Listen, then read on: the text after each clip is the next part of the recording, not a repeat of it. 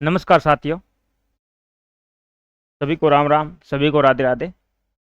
आज हम model test paper 5 हल करने वाले हैं।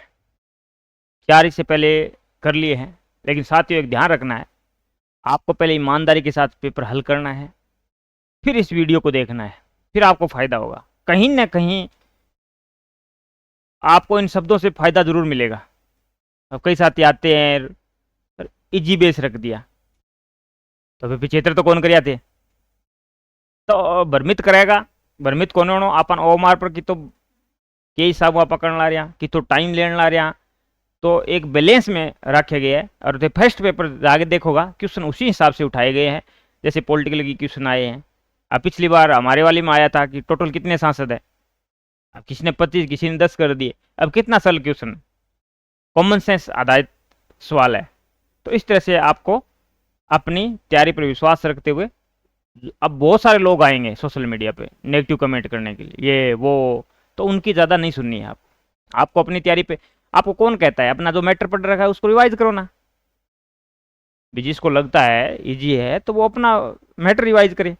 तो आपको ऐसा नहीं सोचना है, कहीं ना कहीं ये शब्दावली आपके काम आएगी।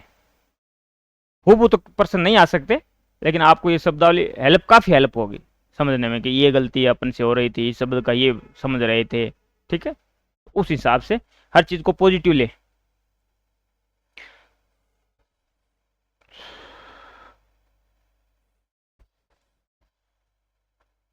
पहला क्वेश्चन, न्यायिक पुनरावलोकन की व्यवस्था अपनी विशेषताओं में से यही है। न्यायिक पुनरावलोकन की व्यवस्था है तो अपने इंडियन पॉलिटिक है, तो भारत और यूएसए में दो ही देश ऐसे हैं, भारत और अमेरिका, ठीक है, यूएसए, इन दो में ही न्यायिक पुनरावलोकन है। न्यायिक पुनरावलोकन शब्द, जो ये न्यायिक पुनरावलोकन शब्द है, न तो अमेरिका के संविधान यूएसए के संविधान में यूज हुआ है, और न भारत के संविधान में, और न भारत के संविधान में ये शब्द यूज हुआ है न्यायिक पुनरावलोकन। लेकिन अनुच्छेद 13 दो अपन देखते हैं, तो उसमें लिखा है कोई भी विधायिका द्वारा बनाया गया कानून या कार्यपालिका द्वारा जारी ऐसा कोई आदेश तो संविधान के अनुकूल न हो या प्रतिकूल हो या फिर मूल अधिकारों का उल्लंघन करता हो, तो उस आदेश को, उसको, कानून को या आदेश को रद्द कर दिया जाएगा सुप्रीम कोर्ट के द्वारा। ठीक है, तो यहां न्यायिक पुनरावलोकन दिखाई देता है। तो ये हमारे कहीं लिखा आ जाए कि यूएसए के संविधान से उठाया गया, यूएसए से उठाया गया, यूएसए के संविधान से नहीं उठाया गया। इन शब्दावलियों को बहुत ध्यान रखना है, क्योंकि यूएसए के संविधान में तो है ही नहीं। यूएसए ने ये प्रणाली अपना रखी है, वहां न्यायपालिका को स्रोत माना जाता है। जैसे ब्रिटेन में संसद की संप्रभुता है। ठीक है, तो इन बातों का विशेष तौर से ध्यान में रखना है। नेक्स्ट क्वेश्चन, लोकसभा के कुल 543 निर्वाचन क्षेत्र, टोटल निर्वाचन क्षेत्र कितने हैं, कितने एमपी है? 543 वर्तमान में है, वो 543 है। निर्वाचन क्षेत्र पूछ ले तो भी 543 हो गए, घुमा फिरा के कैसे भी पूछ ले, आपके आंकड़ा ध्यान में है तो कोई दिक्कत नहीं। निर्वाचन क्षेत्रों का निर्धारण किस वर्ष की जनगणना के से किया गया है? तो ये किया गया है 1971। कोई भी चुनाव हो, राष्ट्रपति का चुनाव हो, लोकसभा का चुनाव हो, सब में जो जनगणना का आधार रखा गया है, जो सीटें आवंटित की गई है, वो 1971 की जनगणना के आधार पर की गई है। अब परिसीमन अलग चीज है। परिसीमन में कोई क्षेत्र इधर से इधर जोड़ दिया, इधर से इधर जोड़ दिया। परिसीमन अब तक 4 आयोग गठित हुए हैं, 52, 62, 73 और 2002। 2002 में रिपोर्ट आई, 2001 में कुलदीप जी उसके अध्यक्ष थे, चौथा परिसीमन आयोग। ठीक है ना, तो परिसीमन आयोग अलग चीज है। आप परिसीमन समझ के कि 2001 में परिसीमन होया, तो परिसीमन का मतलब है क्षेत्र को। जैसे हनुमानगढ़ का बताऊं तो हनुमानगढ़ पहले आता था गंगानगर लोकसभा क्षेत्र में, अब हनुमानगढ़ का आधा भाग चूरू लोकसभा क्षेत्र में आता है, आधा आता है गंगानगर लोकसभा क्षेत्र में। तो ये परिसीमन के बाद हुआ, लेकिन जनगणना के आधार पर सीट है वो उतनी रखी गई है। तो ये आपको ध्यान में रखना है 1971 का। इसी का तो विरोध हो रहा है कि दक्षिण जो साउथ के राज्य है, उन्होंने कौन सा अपराध कर दिया भी जनसंख्या पे कंट्रोल करके। तो इस हिसाब से करें तो बिहार, यूपी, जो उत्तरी भारत है, उसमें सीटें बहुत ज्यादा बढ़ जाएगी, तो अनुपात में नुकसान तो होगा, बहुमत तो उनका होगा। तो उसी का विरोध चल रहा है। नेक्स्ट क्वेश्चन, भारतीय राजनीतिक व्यवस्था में दल बदलों की राजनीति का उद्देश्य विशेषतः किस आम चुनाव के बाद हुआ? अपने टॉपिक में निर्वाचन है टॉपिक, और ये एनसीईआरटी की बुक में से उठाया गया है। आजकल एनसीईआरटी की बुकों में से काफी क्वेश्चन पुटअप होते हैं। तो 1967 के बाद 1967 की बात, 1967 में, पहले 1967 तो अपन देखते हैं, चाहे राज्य हो चाहे केंद्र हो, एक क्षेत्र राज था, कांग्रेस प्रभुत्व था, ठीक है। तो 1967 में अपन देखा कि 8 राज्यों में सरकार ध्वस्त हो गई, चाहे गठबंधन से बनो, अलग दल की सरकार बनी, ठीक। नेक्स्ट क्वेश्चन, राष्ट्रपति पद पर वीवी गिरी के चुनाव से संबंधित कौन सा कथन सही है? सही और सत्य असत्य उस पर जरूर फोकस करना है। तो उपराष्ट्रपति के पद से, ठीक है ना, ये थोड़ी बहुत मिस प्रिंटिंग हो जाती है, उपराष्ट्रपति पद से त्याग पत्र देने के बाद उन्होंने ये चुनाव लड़ा। बिल्कुल उन्होंने राष्ट्रपति पद पर कार्यवाहक, ऑटोमेटिक कार्यवाहक जो वीवी गिरी थे, ऑटोमेटिक जो उपराष्ट्रपति है वो कार्यवाहक राष्ट्रपति बन जाता है। कार्यवाहक शब्द संविधान में यूज नहीं हुआ है, उनके राष्ट्रपति कार्यों का निर्वहन शब्द यूज हुआ है, निर्वहन करने के लिए। तो उन्होंने त्याग पत्र दिया था और राष्ट्रपति को संबोधित करते, उपराष्ट्रपति को संबोधित करते हुए, शायद उन्होंने राष्ट्रपति को संबोधित करते हुए त्याग पत्र दिया था, और उसमें पद का व्याख्यान उसने नहीं किया था उन्होंने। तो ये सत्य है। उन्होंने निर्दलीय प्रत्याशी के रूप में मुकाबला किया, बिल्कुल निर्दलीय है। वैसे तो आपको बता दूं साथियों, इसमें कोई निर्वाचन चिन्ह आवंटित नहीं होता है। जैसे पंचायत का चुनाव है, सरपंच के चुनाव में कोई चुनाव चिन्ह नहीं मिलता है पार्टी का, जो चाहे राज्य दल हो चाहे राष्ट्रीय दल हो, उसी प्रकार इसमें भी कोई चुनाव चिन्ह नहीं मिलता है। लेकिन एक कैंडिडेट को, जिसका बहुमत होता है ना, वो अपना राष्ट्र एक कैंडिडेट खड़ा करता है। तो अनौपचारिक रूप से हमें पता लगता है, ये औपचारिक रूप से व्यवस्था नहीं है। तो ये निर्दलीय प्रत्याशी के रूप में मुकाबला किया, क्योंकि कांग्रेस की तरफ से तो उस टाइम कांग्रेस का प्रभुत्व था, तो कांग्रेस की तरफ से तो संजीव रेड्डी जी थे। इसकी पूरी कहानी अपन देख लें। संजीव रेड्डी जी ये लोकसभा अध्यक्ष थे उस टाइम, संजीव रेड्डी जी, ठीक है। तो ये चुनाव हार गए थे। तभी तो दूसरी, इस चुनाव में द्वितीय वरीयता के मतों की गणना हुई, इसी कारण हुई क्योंकि जो आधिकारिक उम्मीदवार था कांग्रेस का, संजीव रेड्डी जी थे। तो वे तो स्वाभाविक ही है, एक ही पार्टी दो दलों में बंटेगी तो द्वितीय वरीयता तो होगी। उसमें तब तक वरीयता आगे चलती रहती है। पहली बार ही, एक बार इतिहास में हुआ है कि द्वितीय वरीयता, नहीं तो जिस पार्टी का प्रभुत्व होता है या जिसके पास सीटें होती है विधानसभा में और लोकसभा और राज्यसभा में, उसी का राष्ट्रपति बनता है। द्वितीय वरीयता की जरूरत नहीं पड़ती। इसमें क्या 51% जरूरी है, 50 + 1 वोट पूर्ण। यह चुनाव जीतने वाले दूसरे गैर कांग्रेसी से, दूसरे नहीं थे ये, पहले थे, पहले गैर कांग्रेसी थे, ठीक है। इसी में अपन ने देखा ऐसा कोई प्रावधान नहीं था जिससे कि अभी उपराष्ट्रपति का पद भी खाली हो। तो बाद में जो अनुच्छेद 17 के तहत संसद को शक्ति दी गई है कि ऐसी कोई स्थिति आ जाए तो वो कानून बना सकते हैं, फिर वो एक अधिनियम बनाया गया, ठीक है। तो उसके आधार पर मुख्य न्यायाधीश बनेगा, मुख्य न्यायाधीश का पद भी खाली है तो वरिष्ठतम न्यायाधीश बनेगा। तो इस हिसाब से चेंजिंग हुआ, तो ये गलत हो गया। तो 1, 2, 3 अपना उत्तर हो जाएगा ए। नेक्स्ट क्वेश्चन, लोकसभा के अध्यक्ष को हटाया जा सकता है। अपने डायरेक्ट टॉपिक में लोकसभा अध्यक्ष, उसके कार्य और शक्तियां हैं, ठीक है ना। लोकसभा और राज्यसभा वैसे नहीं है, लेकिन अपने लोकसभा अध्यक्ष, उसके कार्य और शक्तियां डायरेक्ट अपने टॉपिक में किस टॉपिक मेंशन है। लोकसभा के कुल सदस्यों के बहुमत द्वारा पारित प्रस्ताव से, तो सही है, अपना पहला ही हो गया, ठीक है ना। लोकसभा के अध्यक्ष को हटाया जा सकता है लोकसभा के कुल सदस्यों के बहुमत द्वारा पारित प्रस्ताव से, और इन्हीं के द्वारा इनका निर्वाचन किया जाता है। अब है करंट जीके के 10 क्वेश्चन। पहला राष्ट्रीय गोपालक सम्मेलन 26 से 28 मार्च के मध्य 2025 को कहां आयोजित किया गया? तो कहां पे आयोजित किया गया? ये जयपुर में। ये पहला राष्ट्रीय गोपालक सम्मेलन है, ये इंपॉर्टेंट है, ठीक है, इन बातों का ध्यान रखना है। नेक्स्ट क्वेश्चन, 18 से 19 फरवरी 2025 को अखिल भारतीय जल मंत्रियों, अखिल भारतीय स्तर पर जल मंत्रियां, जो जल मंत्री है, का सम्मेलन हुआ, वाटर विजन 2047, ये इसकी थीम थी। कहां आयोजित हुआ? तो ये कहां पे आयोजित हुआ? ये उदयपुर में आयोजित हुआ। कहां आयोजित हुआ? उदयपुर में। नेक्स्ट क्वेश्चन, राजस्थान में 3 फरवरी 2025 को शिक्षा विभाग ने सूर्य नमस्कार का नया विश्व रिकॉर्ड बनाया। सबसे ज्यादा संख्या में लोगों ने भाग लिया। इसमें किस संख्या में प्रतिभागियों ने भाग लिया? तो 1.53 करोड़ है, 1.53 करोड़ है राजस्थान में, ठीक है ना। नेक्स्ट क्वेश्चन, प्रधानमंत्री कृषि सिंचाई योजना 2.0 ठीक है के अंतर्गत 5 फरवरी 2025 से शुरू हुई जल ग्रहण यात्रा वाटरशेड यात्रा का राज्य स्तरीय कार्यक्रम कहां आयोजित हुआ? तो ये कहां आयोजित हुआ? ये 12 में आयोजित हुआ। किस जिले में आयोजित हुआ?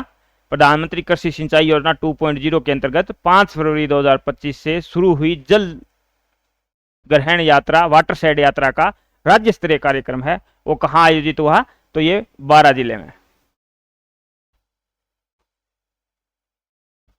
नेक्स्ट क्वेश्चन, मुख्यमंत्री आयुष्मान आरोग्य योजना, ठीक है, जो महात्मा गांधी के नाम से चल रही थी, ठीक है, अलग से बना दिया था, राज्य केंद्र की योजना को फॉलो नहीं कर रहा था, ठीक है ना, उन्होंने नाम चेंज करके, और फायदा तो उठा रहा था लेकिन नाम वो नहीं रखा। नए प्रावधान के संबंध में कौन सा सत्य नहीं है, ये देखना है, सत्य नहीं है, गलत को चुनना है अपन को। तो 31 जनवरी 2025 को पूरे प्रदेश में मुख्यमंत्री आयुष्मान योजना के नवीन चरण के लिए प्रावधान जारी किया गया। तो ये भी याद रखना है, प्रावधान कब जारी किया गया? 31 जनवरी 2025 को पूरे प्रदेश के लिए, ठीक है, सही है। प्रीमियम के भुगतान के बाद 91 दिन में योजना का लाभ लिया जा सकता है, ये भी सत्य है। प्रीमियम राशि 1000 है जो निःशुल्क श्रेणी के अलावा लागू होती है होगी, ये गलत है। प्रीमियम राशि है वो 0 है, प्रीमियम राशि है वो 0 है, ठीक है ना, प्रीमियम राशि 0 रखी गई है और 5 लाख तक का इसमें फायदा मिलेगा, 5 लाख तक का फायदा है इसमें, ठीक है ना। तो प्रीमियम राशि है वो 0 रखी गई, अपना उत्तर हो जाएगा 3। 15 अप्रैल तक पॉलिसी नवीनीकरण का भुगतान करने पर 1 मई 2025 से 30 अप्रैल 2026 तक पॉलिसी जारी रहेगी, ये भी सत्य है, ठीक है। तो इसमें जो प्रीमियम राशि रखी गई है वो निःशुल्क है, ये सभी के लिए 0 रखी गई है। नेक्स्ट क्वेश्चन, नीति आयोग द्वारा जारी राज्यों की वित्तीय स्वास्थ्य सूचकांक रिपोर्ट 2025 में राजस्थान को कौन सा स्थान प्राप्त हुआ है? तो इसमें वित्तीय स्वास्थ्य सूचकांक रिपोर्ट 2025 में राजस्थान को 12वां स्थान मिला है। नेक्स्ट क्वेश्चन, 9 से 11 फरवरी 2025 को पर्यटन विभाग द्वारा मरु महोत्सव कहां आयोजित किया गया?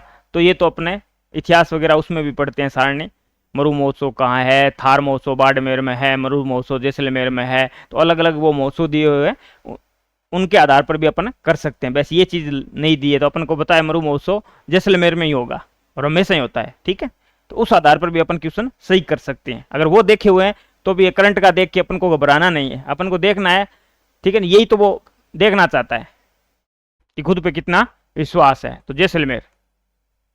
नेक्स्ट क्वेश्चन,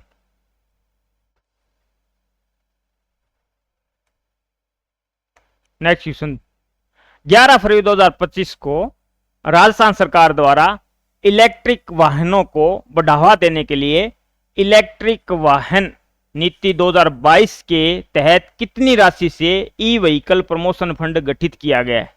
भी ई इलेक्ट्रिक व्हीकल बढ़ावा देने खातर एक फंड गठित किया गया है। भी फंड की राशि कितनी रखी गई है, अलग अलग है ना, किस योजना के लिए कितना फंड है, उस हिसाब से इलेक्ट्रिक वाहनों को बढ़ावा देने खातर एक फंड रखा गया है। उस फंड की राशि है वो 200 करोड़ रखी है सरकार ने। नेक्स्ट क्वेश्चन, 4 फरवरी 2025 को राज्य कैबिनेट की बैठक में पारित नई नीतियों के संबंध में कौन सा कथन है वो सत्य नहीं है? ये ध्यान रखना है विशेष तौर से। कैबिनेट की बैठक हुई नई नीतियों के संबंध में कि शो ऑप्शन है वो सही नहीं है। तो राजस्थान लॉजिस्टिक पॉलिसी 2025 में लॉजिस्टिक्स सेक्टर को उद्योग का दर्जा दिया गया, ये याद रखना, ये सिंगल भी पूछ सकता है। राजस्थान लॉजिस्टिक पॉलिसी 2025 में लॉजिस्टिक्स सेक्टर को है वो उद्योग का दर्जा दिया गया है, ये सत्य है। राजस्थान टेक्सटाइल एंड अपैरल मतलब परिधान वस्त्र, परिधान नगरी कौन सी है? भीलवाड़ा। तो राजस्थान टेक्सटाइल एंड परिधान पॉलिसी 2025 अपैरल के तहत निर्यात किए जाने वाले उत्पादों से संबंध इकाइयों को फेंट चार्ज पर होने वाले खर्च का 25% पुनर्भरण किया जाएगा, ये भी सत्य है। राजस्थान डाटा सेंटर पॉलिसी 2025 के अंतर्गत 100 करोड़ से अधिक का निवेश करने वाले पहले 3 डाटा सेंटर को स्टाम्प ड्यूटी, देखो स्टाम्प ड्यूटी है, उसमें 100% की छूट दी जाएगी, ये भी सत्य है। राजस्थान युवा नीति 2025, ये याद रखनी है, युवा नीति 2025, इसमें थोड़ा पढ़ लेना है आपको अच्छे से। गत युवा नीति 2018 के स्थान पर लागू की जाएगी, ये गलत है, ये 2018 न होके युवा नीति 2013 है, युवा नीति 2013 के स्थान पर है, ये युवा नीति 2013 के स्थान पर लागू की जाएगी। तो अपना उत्तर हो गया 4, असत्य पूछा है इसने, ठीक है, सत्य नहीं है। नेक्स्ट क्वेश्चन, राजस्थान में लैंड रेवेन्यू, ठीक है, भूमि से संबंधित अमेंडमेंट बिल आया था 2025 का मुख्य उद्देश्य क्या है? इसका मुख्य उद्देश्य है वो क्या है? इसमें रिको को औद्योगिक कार्यों के लिए भूमि उपयोग का अधिकार देना, ये इसका मुख्य उद्देश्य था। राजस्थान लैंड रेवेन्यू अमेंडमेंट होता है बिल, अमेंडमेंट रहता है विधेयक लाया गया था। तो 2025 में मुख्य उद्देश्य क्या है? रिको को औद्योगिक कार्यों के लिए भूमि उपयोग का अधिकार देना। तो इसी के साथ आपके करंट के और पॉलिटिकल के 15 क्वेश्चन कंप्लीट हो गए। आगे आपको रोहित सर इतिहास के करवाएंगे।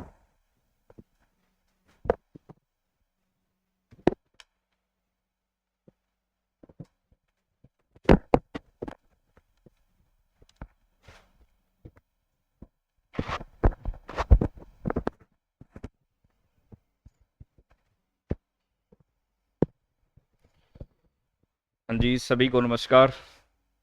चलिए शुरू करते हैं अपने।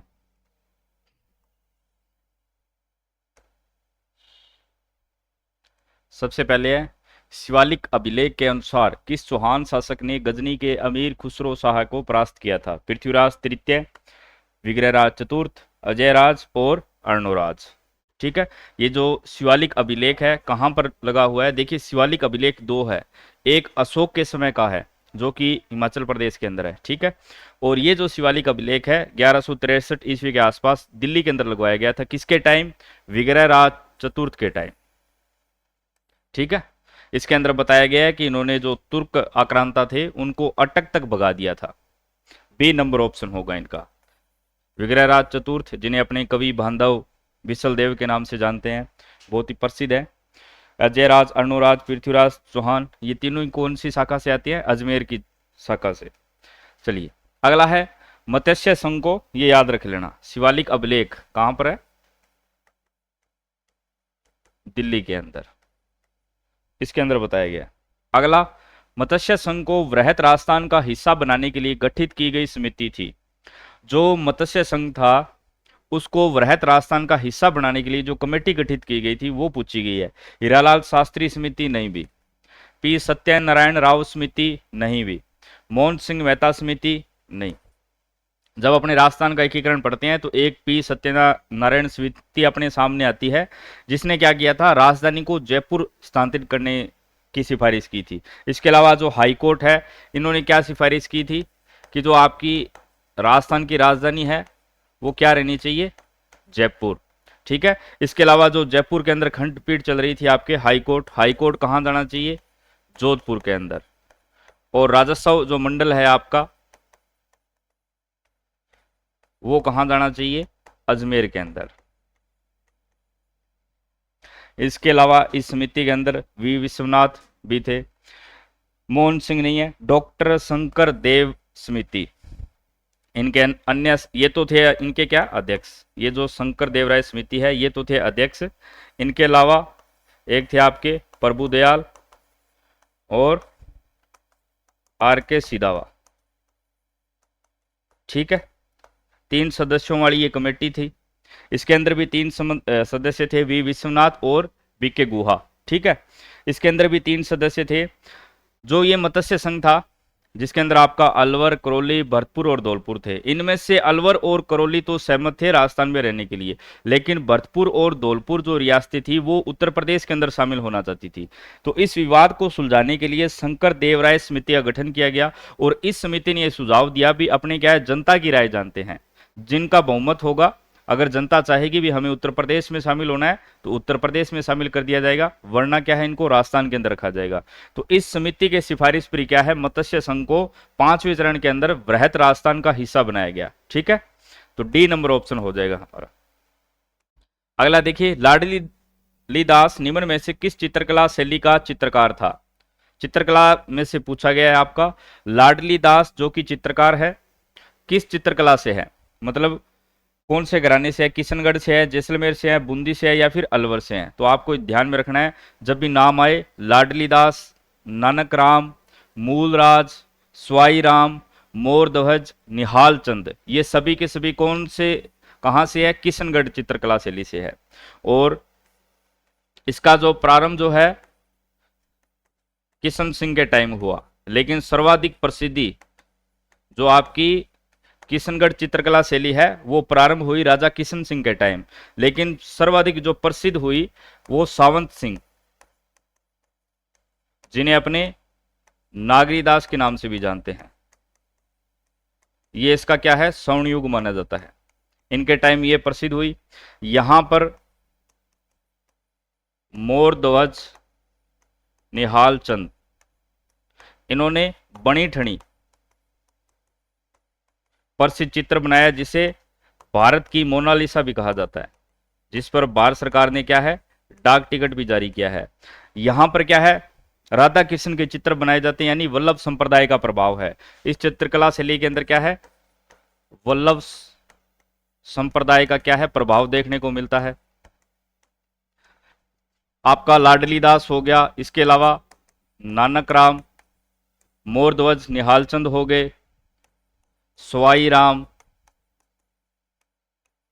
मूलराज, ये सभी कहां से, कौन सी चित्रकला शैली से संबंधित है, किशनगढ़ चित्रकला शैली।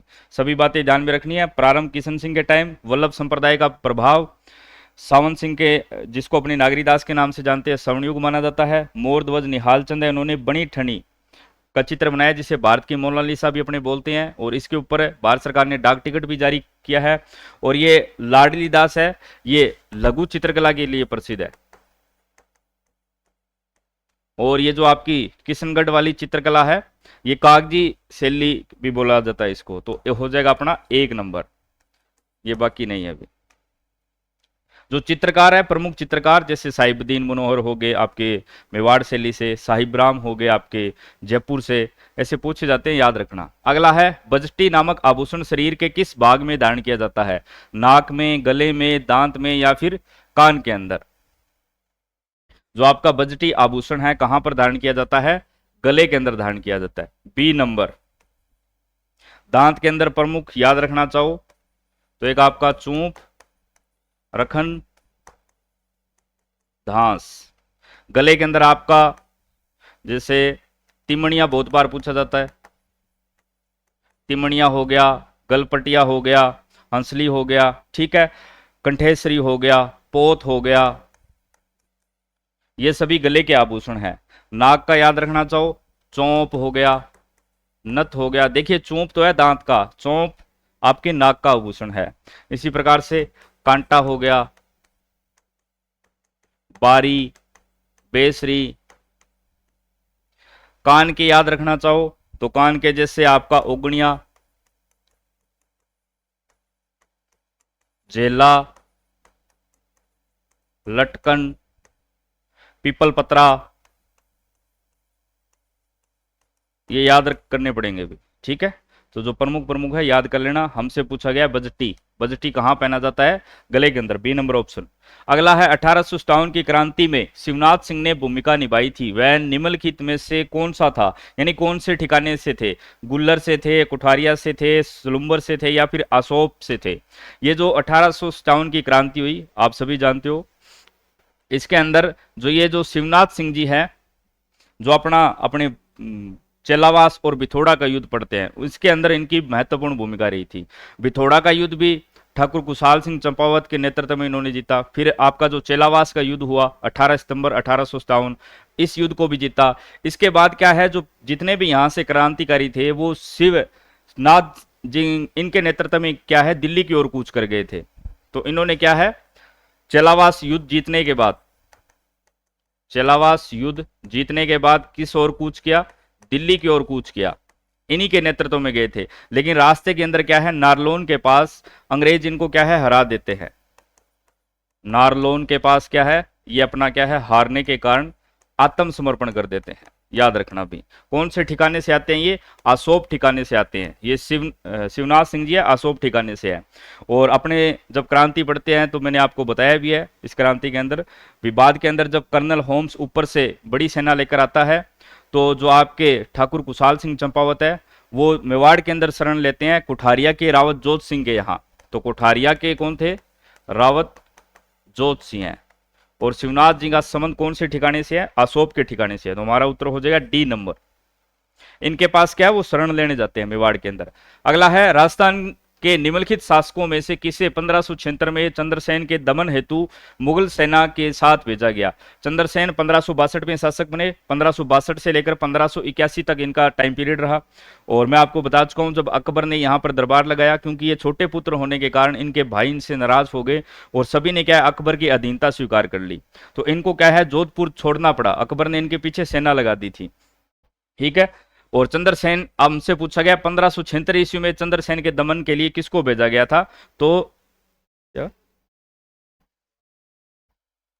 वो भेजा गया था आपके बीकानेर के राय सिंह को, क्योंकि आप जानते हो अकबर ने इनको 1572 से लेकर 1574 ईस्वी तक क्या बनाया था?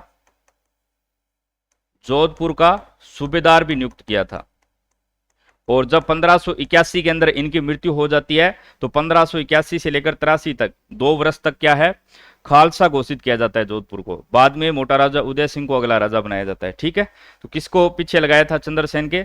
मारवाड़ का प्रताप भी इनको बोलते हैं। आजीवन ये भटकते रहे और छापामार जो युद्ध पद्धति है उसको अपनाया था। अगला प्रश्न है, उदयपुर में स्थापित देश हितैषणी सभा का मुख्य उद्देश्य क्या था? देश हितैषणी सभा कहां पर, एक तो कहां पर यह गठित हुई? तो यह ध्यान रखना है, उदयपुर के अंदर। उदयपुर। सन भी पूछा जाता है, कब हुई? 1877 ईस्वी के अंदर। राजा कौन थे? महाराजा सज्जन सिंह। और इसका मुख्य उद्देश्य क्या था? भी इसका जो मुख्य उद्देश्य था सती प्रथा का उन्मूलन नहीं, भी इसका मुख्य उद्देश्य था विवाह संबंधित कठिनाइयों का समाधान करना। विशेष तौर पर राजपूतों के अंदर जो विवाहिक समस्याएं चल रही थी, जैसे बहु विवाह हो गया, विवाह के अंदर बहुत ज्यादा खर्चा वगैरह हो गया, ठीक है, त्याग प्रथा हो गई, तो ये राजपूतों के अंदर विवाहिक समस्याओं से संबंधित थी, उनको सुलझाने के लिए इसका गठन किया गया था। गठन वर्ष भी ध्यान में रखना है, 1877। कहां पर? उदयपुर के अंदर। राजा कौन थे? महाराजा सज्जन सिंह। ठीक है। तो बी नंबर ऑप्शन होगा, विवाह संबंधित कठिनाइयों के समाधान के लिए। D, B number. चलिए अगला है, किस व्यक्ति के कहने पर विजय सिंह पथिक राजस्थान में क्रांति का आयोजन करने के लिए खरवा ठाकुर गोपाल सिंह के पास आए? ठीक है। रास बिहारी बोस, सचिंदर सान्याल, साधु सीताराम दास, केसरी सिंह बारट। रास बिहारी बोस। अपने जानते हैं जो अपने यहां से हरिभाऊ उपाध्याय हो गए, जमनालाल बजाज हो गए, ये सभी क्या थे? आपके गांधीवादी नेता थे। जो रास बिहारी बोस है उग्रवादी माने जाते हैं। तो इन्हीं के कहने पर क्या है, ये इन्होंने राजस्थान के अंदर प्रवेश किया। और राजस्थान के अंदर आप जानते हो उन्होंने पहले बिजोलिया का भी नेतृत्व किया, उसके बाद आपका जो बेंगू किसान आंदोलन होता है उसका भी नेतृत्व करते हैं। ए नंबर ऑप्शन। मध्यकालीन मेवात के प्रसिद्ध संत थे चरणदास जी, लालदास जी, हरिरामदास जी, सुंदरदास जी। अब अपने जानते हैं सुंदरदास जी, ठीक है, नागा संप्रदाय, दादू के शिष्य थे। हरिरामदास जी सियथल शाखा, रामस्नेही संप्रदाय बीकानेर वाले। लालदास जी जन्म धौलीधूप गांव अलवर के अंदर, प्रधान पीठ नंगला जहाज भरतपुर। जन्म पूछे धौलीधूप अलवर के अंदर, और मेवात क्षेत्र के अंदर यही आता है आपका। ठीक है। और नगला गांव भरतपुर के अंदर पड़ता है। यहां पर इनकी क्या थी? प्रधान पीठ। इनसे बताया जाता है, इनसे चर्चा करने के लिए दारा शिकोह भी यहां पर आए थे, और निर्गुण उपासक माने जाते हैं। निर्गुण उपासक माने जाते हैं। चरणदास जी जन्म तो इनका भी डेरा गांव अलवर के अंदर हुआ है, लेकिन इनकी जो प्रधान पीठ है वो दिल्ली के अंदर स्थित है। ठीक है। इनकी जो शिष्याएं भी अपने पढ़ते हैं, दयाबाई, सहजोबाई, इन्होंने चरणदासी संप्रदाय की स्थापना की, जिसके अंदर अपने 42 नियमों का जो है पालन किया जाता है। तो हमसे मध्यकालीन मेवात के प्रसिद्ध संत पूछे गए हैं, बी नंबर ऑप्शन। इन्होंने जो गदन चिश्ती से अपनी दीक्षा प्राप्त की, निर्गुण ब्रह्म के उपासक थे, जन्म दोलीदूब अलवर के अंदर हुआ है, प्रधान पीठ नंगला भरतपुर के अंदर पड़ती है, ठीक है, और हिंदू और मुस्लिम की एकता के प्रतीक माने जाते हैं। तो बी नंबर ऑप्शन। अगला है, बारात के स्वागत की रस्म को क्या कहा जाता है? समेला, पहरावणी, मिलनी या फिर गुड़चड़ी। तो बारात के जो स्वागत की रस्म होती है उसे क्या कहा जाता है? समेला। इनको एक बार पढ़ लेना भी, जो आभूषण वगैरह है या फिर ये जो रीति रिवाज है, चाहे विवाह संबंधित हो, बच्चे के जन्म से संबंधित हो, 16 संस्कार हो, एक दो बार पढ़ोगे याद हो जाएंगे। किसमें संधि विच्छेद सही नहीं है? आपके राजस्थान इतिहास के खत्म हो गए हैं, अब अपने संधि विच्छेद, हिंदी के प्रश्न है। संधि विच्छेद जो है वो सही नहीं है। इसका मतलब क्या हुआ? बाकी के 3 यहां पर ठीक है। देखिए, स्वच्छ, सु प्लस में अच्छ, सु प्लस में अच्छ, ऊ के बाद भिन्न स्वर आया है। कौन सी संधि? यण स्वर संधि है, यहां पर यण स्वर संधि है, ये तो ठीक है भी। मत एक क्या है? वर्दी स्वर संधि है, 2 मात्राएं दिखाई दे रही है, मत प्लस में एक क्या है, ये गलत है, एक क्या है ऐसे लिखा जाता है, ठीक है। संधि कौन सी है? वर्दी स्वर संधि है, लेकिन यहां पर ये गलत दिया गया है। महिष, मही प्लस में ईस, दीर्घ स्वर संधि, ठीक है। विषाद, वी प्लस में साध, व्यंजन संधि, इसके अंदर कौन सी है आपकी? दीर्घ स्वर संधि है, यहां पर कौन सी है आपकी? व्यंजन स्वर संधि है, ठीक है। तो गलत कौन सा हो गया? B number. मतेक्या कौन सी संधि होती है? वर्दी स्वर संधि होती है। यहां पर आपको संधि विच्छेद जो है गलत दिया गया है, मत प्लस एक के इस प्रकार से लिखा जाएगा। चलिए अगला है, कौन सा शब्द प्रत्यय से निर्मित होते हुए अशुद्ध वर्तनी वाला है? यानी प्रत्यय से निर्मित होते हुए भी अशुद्ध वर्तनी वाला है। नैतिक, सामाजिक, रासायनिक, ऐतिहासिक। अब देखिए, शब्द पढ़ते ही पता चल रहा है कौन से प्रत्यय का प्रयोग हुआ है? इक प्रत्यय का प्रयोग हुआ है। और जब इक प्रत्यय का प्रयोग होता है तो किसी भी शब्द का जो पूर्व सबसे पहला जो वर्ण होता है वो दीर्घ रूप में आ जाता है। जैसे ए है तो आ हो जाएगा, ई है तो ऐ हो जाएगा। जैसे यहां पर इतिहास प्लस में एक, ऐतिहासिक, रसायन प्लस में एक, रासायनिक, समाज प्लस में एक, सामाजिक होना था, ये गलत दे रखा है। क्या होना था? समाज प्लस में एक प्रत्यय जुड़ते ही यहां पर क्या है? इस के अंदर ए है, किस में बदल जाएगा? आ के अंदर। क्या बनेगा?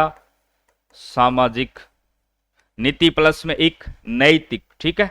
ये भी ठीक है, ये भी ठीक है, ये भी ठीक है। बी नंबर गलत है, बी नंबर। कौन सा प्रत्यय है? इक प्रत्यय का प्रयोग है सभी के अंदर। अगला देखिए, निम्नलिखित में से किस विकल्प में सभी शब्द जो हैं अशुद्ध हैं? किस विकल्प में सभी शब्द अशुद्ध हैं? यानी दोनों के दोनों क्या है? गलत हैं। पढ़िए, अन प्लस में अधिकार, अनाधिकार, ये ठीक है। अन प्लस में अधिकार, अनाधिकार। दुरअवस्था, दुह प्लस में अवस्था, दुरवस्था, विसर्ग संधि है, ये तो ठीक दे रखा है, इसका मतलब ये ऑप्शन नहीं होगा। भागीरथ, अत्याधिक, अति प्लस में अधिक, यण स्वर संधि के अंदर आता है अति प्लस में अधिक, और यहां पर अत्याधिक दे रखा है, अत्यधिक होना था, ठीक है। इसी प्रकार से भागीरथी तो होता है लेकिन भागीरथ नहीं होता है, क्या होगा? भगीरथ। तो दोनों ही गलत दे रखे हैं। अगला देखिए, अहल्या सही दे रखा है, मंत्रिमंडल यहां पर भी गलत है, मात्रा छोटी आएगी, मंत्रिमंडल।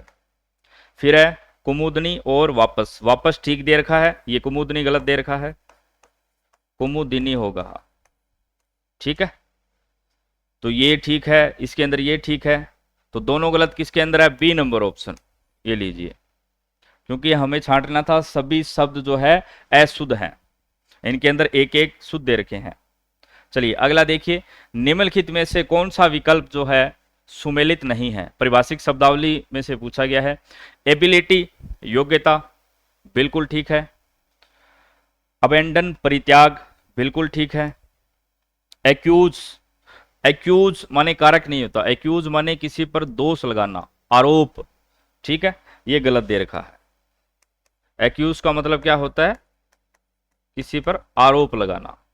एजेंडा यानी कार्यसूची, ये सभी ठीक है भाई, सी नंबर ऑप्शन होगा, याद रख लेना भाई इनको, ठीक है। एक्यूज का मतलब दोष आरोपित करना या आरोप लगाना, किसी पर ब्लेम लगाना। अगला है घन का अनेकार्थक शब्द समूह है। बादल, घटा, भारी और हथौड़ा। बादल, हाथ, बगीचा और भारी। बगीचा दे रखा है, गलत है। हथौड़ा अधिक बड़ा, बादल और घटा। अधिक बड़ा, हथौड़ा, भारी। यहां पर भी भारी है, भारी नहीं होता इसका मतलब। अधिक बड़ा, हथौड़ा, बादल, घटा, ये सभी किसके अर्थ होंगे? घन के। घन माने बड़ा हथौड़ा भी होता है, बादल भी होता है, घटा भी होता है, ठीक है। तो सी नंबर हो जाएगा। अनेकार्थक शब्द भी पढ़ने हैं आपको बार बार। अगले हैं इंग्लिश के प्रश्न रह गए अपने। Change from assertive to negative. Assertive to negative बनाना है, इसका नेगेटिव बनाना है। He is greater than I am, यानी वह मुझसे ज्यादा महान है, ठीक है। अब अपने को नेगेटिव बनाना है, तो I am not as great as him. I am not so great as he is. I am not as great as he is. तो इसी से बनेगा भी I am not so great as him, ठीक है, क्योंकि यहां पर ग्रेटर दे रखा है, यानी मैं उसके जितना क्या है, महान नहीं हूं। आई एम नॉट, क्योंकि नेगेटिव बनाएंगे नोट का प्रयोग करेंगे, ठीक है। I am not so great as him, क्योंकि यहां पर ग्रेटर दे रखा है, ठीक है। तो डी नंबर ऑप्शन हो जाएगा। चलिए, Y which of the following is spelled correctly. यहां पर जो स्पेल लिखे गए हैं वो कौन सा सही है, ये पूछा गया है आपसे। फ्रेटर्निटी, फ्रेटर्निटी, फ्रेटर्निटी, कौन सा सही है भी? इसका मतलब होता है बिरादरी या फिर बंधुत्व से होता है। फ्रेटर्निटी का मतलब क्या होता है? सही स्पेलिंग छांटनी है। फ्रेटर्निटी ये तो गलत है भी, ये भी गलत है। फ्रेटर्निटी ये ठीक है। क्या होगा इसका मतलब? बिरादरी या फिर बंधुत्व, ठीक है। C number option. चलिए अगला देखते हैं। अगर आपको शब्दों के अर्थ पता है तो क्या है, ये करना थोड़ा सा आसान हो जाता है। डोसाइल, डोसाइल का मतलब होता है विनम्र, ठीक है, विनम्र। सेल्फ विल्ड का मतलब तो स्वयं इच्छा होता है। क्या होता है? स्वयं इच्छा। डिसमल मोड, ये मोड गलत आया है अभी ये। अच्छा, इसको एक बार अपने कट कर देते हैं, ये टाइपिंग मिस्टेक है, इतना ही है ये। डिसमल, डिसमल का मतलब होता है निराशाजनक। क्या होगा? निराशाजनक। ये आपके परिभाषिक शब्दावली में भी काम आएंगे। डिसीट का मतलब होता है छल। जेंटल का मतलब होता है कोमल, कोमल कर लो या फिर विनम्र, एक ही बात है। तो इसके समान कौन सा है? बाकी तीनों के अर्थ अलग है, जेंटल हो जाएगा, ठीक है। अगला देखिए, mister Mohan divided his property dash dash his 4 sons equally. Property for his son, in his son, between या अमंग, ठीक है। हमेशा ध्यान में रखना है बिटवीन वहीं पर आएगा, फॉर और एस इन तो आएगा ही नहीं भी, ठीक है। मिस्टर मोहन ने अपनी जो संपत्ति है अपने 4 पुत्रों के अंदर इक्वली यानी समान रूप से बांट दी है। बिटवीन कब आता है? जब 2 व्यक्तियों की बात हो, जब नाउन क्या है, एंड से जुड़े होंगे, आपको हिंट मिल जाएगा, ठीक है। जैसे आ जाता mister Mohan divided his property between Ram and Shyam, ठीक है। इस प्रकार से आपको हिंट मिल जाएगा। जब 2 की बात होगी तब अपने बिटवीन का प्रयोग करते हैं। जब 2 से ज्यादा की बात हो जाए ना, हमेशा ध्यान में रखना है किसका प्रयोग करना है? एमंग का प्रयोग करना है। यहां पर देखो 4 सन दे रखा है, 4 सन्स इक्वली, 4 बेटों के अंदर क्या है, समान रूप से बांट दिया, तो एमंग आएगा। D number option. बिटवीन का प्रयोग 2 के लिए, 2 से ज्यादा की बात हो, चाहे 3 की बात हो, 4 की हो, 5 की हो, एमंग। अगला है निम्नलिखित में से कौन सी रचना कालिदास की नहीं है? अब कालिदास की रचनाएं आपको याद होनी चाहिए। मेघदूत, कुमार संभव, रघुवंश, कादम्बरी। मेघदूत और ऋतु संहार, ठीक है। कुमार संभव, रघुवंशम, ये चारों ही रचनाएं कालिदास की है, याद रख लेना। और 3 नाटक है इनके, अभिज्ञान शाकुंतलम, विक्रमोवंश्यम और मालविकाग्निमित्रम। ये तो 3 है नाटक और ये 4 रचनाएं हैं, जिनमें से ये कुमार संभव और रघुवंशम क्या है आपके? महाकाव्य है ये। और ये ऊपर वाले हैं आपके खंड काव्य। और जो आपकी कादंबरी है ये किसकी है? बाणभट्ट की है। बाणभट्ट की है कादंबरी। और बाणभट्ट की एक और रचना पूछी जाती है हर्षचरित। ठीक है, 7वीं सदी के अंदर लिखी गई थी ये, और ये आपका संस्कृत का उपन्यास है। तो आपके कादंबरी और हर्षचरित दोनों पूछी जाती है, बाणभट्ट की है। कालिदास की कौन सी नहीं है? D number option. बाकी चारों याद रख लेना भी। मेघदूत भी है, ऋतु संहार, कुमार संभव, रघुवंशम, ये सभी कालिदास की रचनाएं हैं। 3 नाटक हैं, बता दिए मैंने आपको। अगले, पंडित जगन्नाथ किस मुगल बादशाह के दरबार में राजकवि थे? अकबर के, औरंगजेब के, हुमायूं के, या फिर शाहजहां के? ठीक है, Shahjahan, D number option.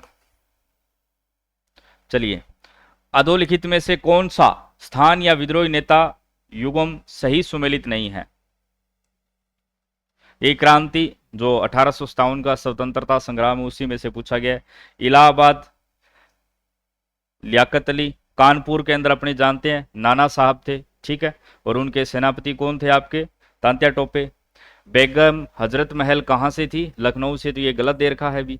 Rohilkhand आ जाए या बरेली आ जाए, खान बहादुर खान, ये भी ठीक है, ये भी ठीक है। और झांसी के अंदर आपकी लक्ष्मीबाई। तो बाकी तीनों ठीक है। बी नंबर जो ऑप्शन है आपको गलत दे रखा है। अगला देखिए, केशव चंद्र सेन और उनके समर्थकों ने 1866 में कौन सा समाज बनाया? अपने सभी जानते हैं 1828 के अंदर राजा राम मोहन राय ने कलकत्ता के अंदर ब्रह्म समाज की स्थापना की। उसके अंदर ये आपके केशव चंद्र सेन भी थे, देवेंद्रनाथ टैगोर भी थे। लेकिन 1865 के आसपास इनके अंदर आपस में क्या है? मतभेद हो जाते हैं। और ये मतभेद होने के बाद केशव चंद्र सेन क्या है? इनसे अलग होकर 1866 के अंदर भारतीय ब्रह्म समाज की स्थापना करते हैं। और जो पहले वाला जो ब्रह्म समाज था, ठीक है, उसका नाम अब हो जाएगा आदि ब्रह्म समाज, जिसकी स्थापना 1866 के अंदर कौन कर देंगे? देवेंद्रनाथ टैगोर। तो आदि ब्रह्म समाज केशव चंद्र सेन ने 1866 में आदि ब्रह्म समाज, ये तो देवेंद्रनाथ टैगोर का है, ये भी 1866 देवेंद्रनाथ टैगोर। ठीक है, प्रार्थना समाज, ब्रह्म समाज ऑफ इंडिया, ये लीजिए, ब्रह्म समाज ऑफ इंडिया, या इसको क्या बोल सकते हैं अपने? भारतीय। इनमें ध्यान रखना भी, ये किसका है? केशव चंद्र सेन का है। केशव चंद्र सेन का है। धर्म समाज, ये हिंदू धर्म के लिए बनाया गया था। ठीक है, राधा देवकांत के समय 1828, ये भी कलकत्ता के अंदर ही बना था। हमसे पूछा है केशव चंद्र सेन, तो सी नंबर ऑप्शन। और यदि आपसे आदि ब्रह्म समाज ऐसे भी पूछ सकता है, सी नंबर ऑप्शन हो जाएगा। आदि ब्रह्म समाज देवेंद्रनाथ टैगोर और भारतीय ब्रह्म समाज केशव चंद्र सेन, दोनों ही 1866 के अंदर। ठीक है, सीधा ब्रह्म समाज आ जाए तो आपके राजा राम मोहन राय। प्रार्थना समाज आपके आत्माराम पांडुरंग। ठीक है, और धर्म समाज ये भी कलकत्ता के अंदर 1828 के अंदर स्थापित हुई। ये जितने भी समाज वगैरह है ये कलकत्ता के अंदर स्थापित हुए थे। ठीक है, सी नंबर ऑप्शन। अगला देखिए, बाल गंगाधर तिलक ने किसके विरुद्ध लंदन में एक कानूनी दावा दायर किया था? इन्होंने अपनी मानहानि के, क्योंकि पहले इनके ऊपर बहुत सारे मुकदमे चलाए थे अंग्रेजों ने, तो अपनी मानहानि के लिए विरोध में किसके विरुद्ध चलाया था? वी सिरोल के विरुद्ध चलाया था। याद रख लेना भी सीधा सा। ठीक है, किसके विरुद्ध चलाया था? लंदन के अंदर कानूनी दावा दायर किया था, मानहानि का केस लगाया था। किसके ऊपर? वी सिरोल के ऊपर। C number option. अगला है राजस्थान का, अच्छा ज्योग्राफी के आगे हैं भी, ज्योग्राफी के प्रश्न आपको कराएंगे बंसी सर जी।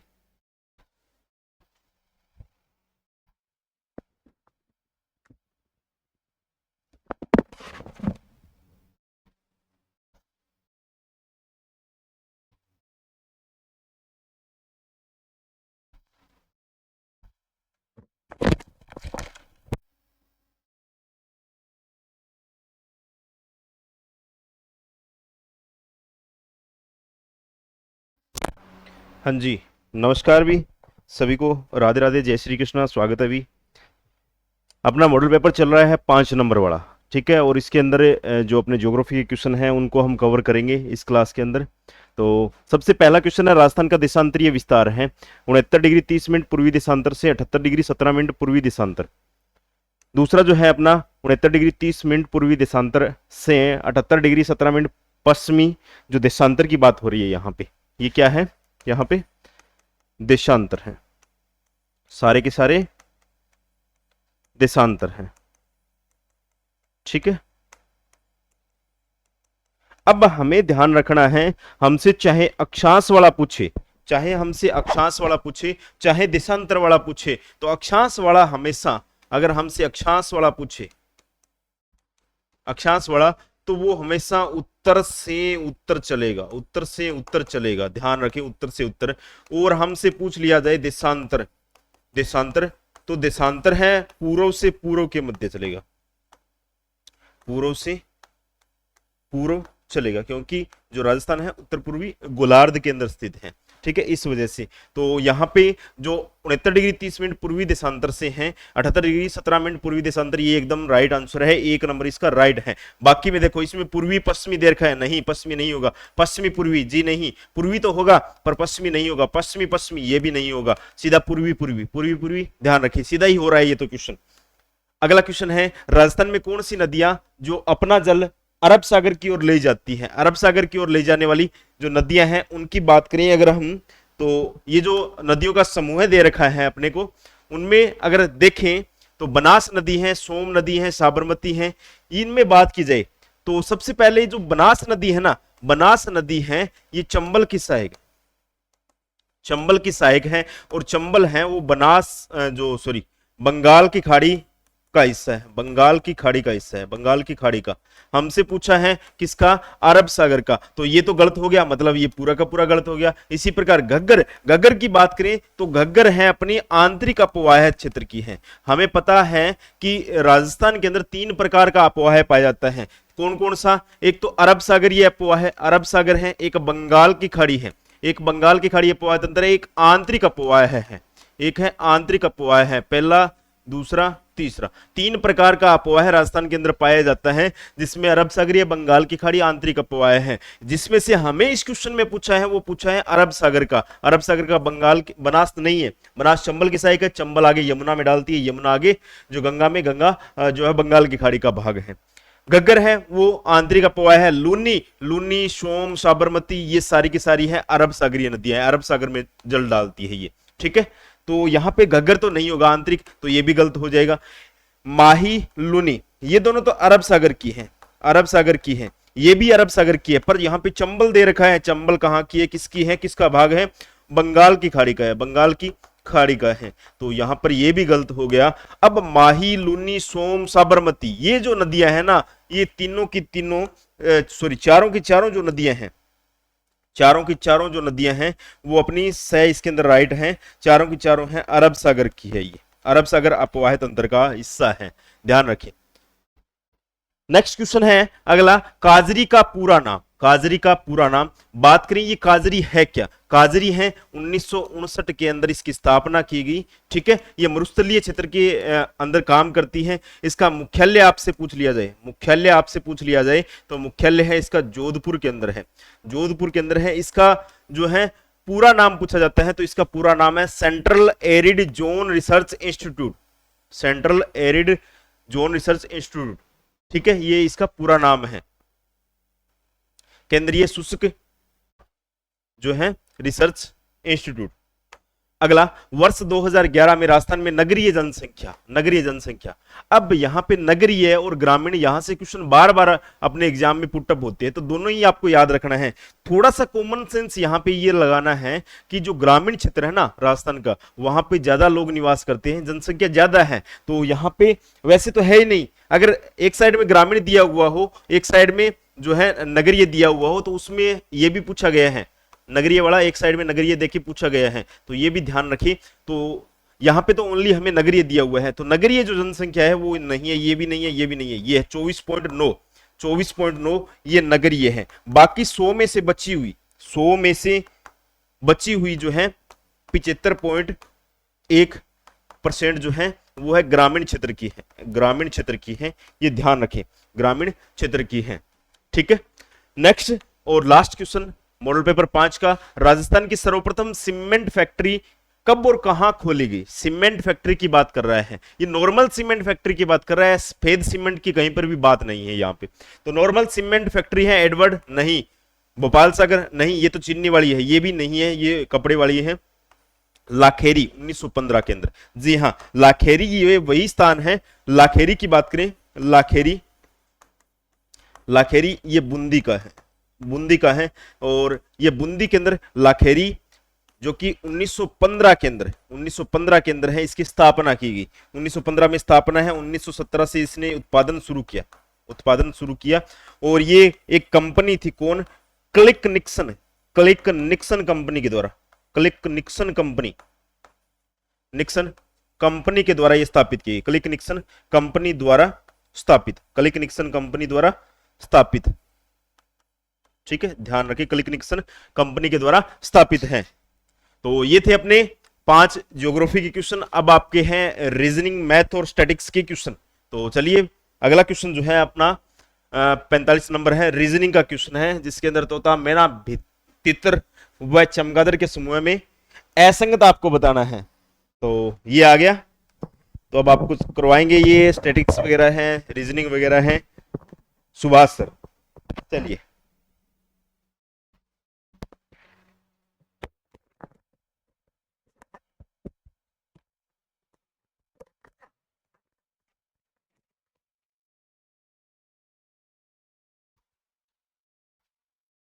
नमस्कार भी, सभी का स्वागत है। अगला क्वेश्चन है अपना रीजनिंग का। तोता, मैना, तितर, चमगादड़ के समूह में असंगत कौन है? असंगत मतलब अलग कौन है? इन तीन एक समूह के हैं और एक अलग है। ठीक है, 4 पक्षी दिए गए हैं, तोता, मैना, तितर, चमगादड़। इस समूह में कौन सा अलग है? तो अपने देखे, तोता, मैना और तितर ये दिन के पक्षी हैं, दिन के पक्षी हैं। और ये क्या है? चमगादड़ रात का पक्षी है, रात का पक्षी है। तो फिर इनसे अलग क्या हो जाएगा? चमगादड़। 4 नंबर ऑप्शन सही होगा इसका। नेक्स्ट अगला क्वेश्चन है अपना, अगला क्वेश्चन कोडिंग डिकोडिंग का क्वेश्चन है। यदि किसी कोड भाषा में, कोड भाषा है जिसमें CAL कोलकाता, कोलकाता को क्या लिखा जा रहा है? CALCUTTA, इसको लिखा जा रहा है DZM,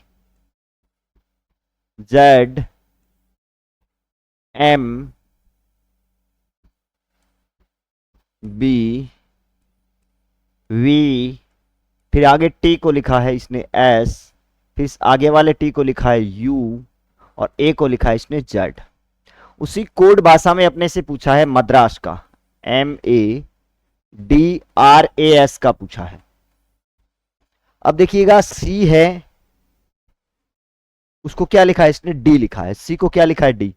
तो C के बाद में एक अक्षर आगे बढ़ने पर, ये 3 नंबर पे आता है, ये 4 नंबर, एक अक्षर आगे बढ़ने पर क्या आता है? D आता है। A से एक आगे बढ़ेंगे तो B आएगा, लेकिन A से अगर अपने एक पीछे चलते हैं तो Z आएगा। फिर ऐसे LM, एक फिर वापिस बढ़ रहा है। ऐसे C से एक पीछे चलेंगे तो B आएगा।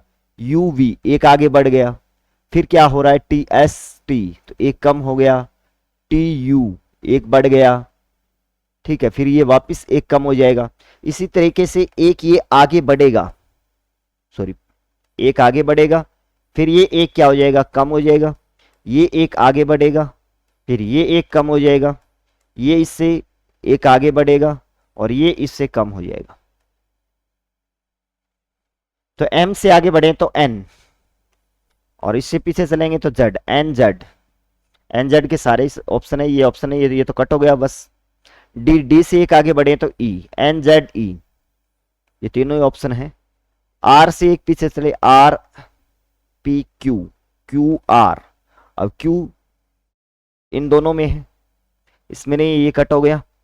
A से एक आगे चले B, और S से एक पीछे चलेंगे तो R, तो ये हो जाएगा NENZEQBR,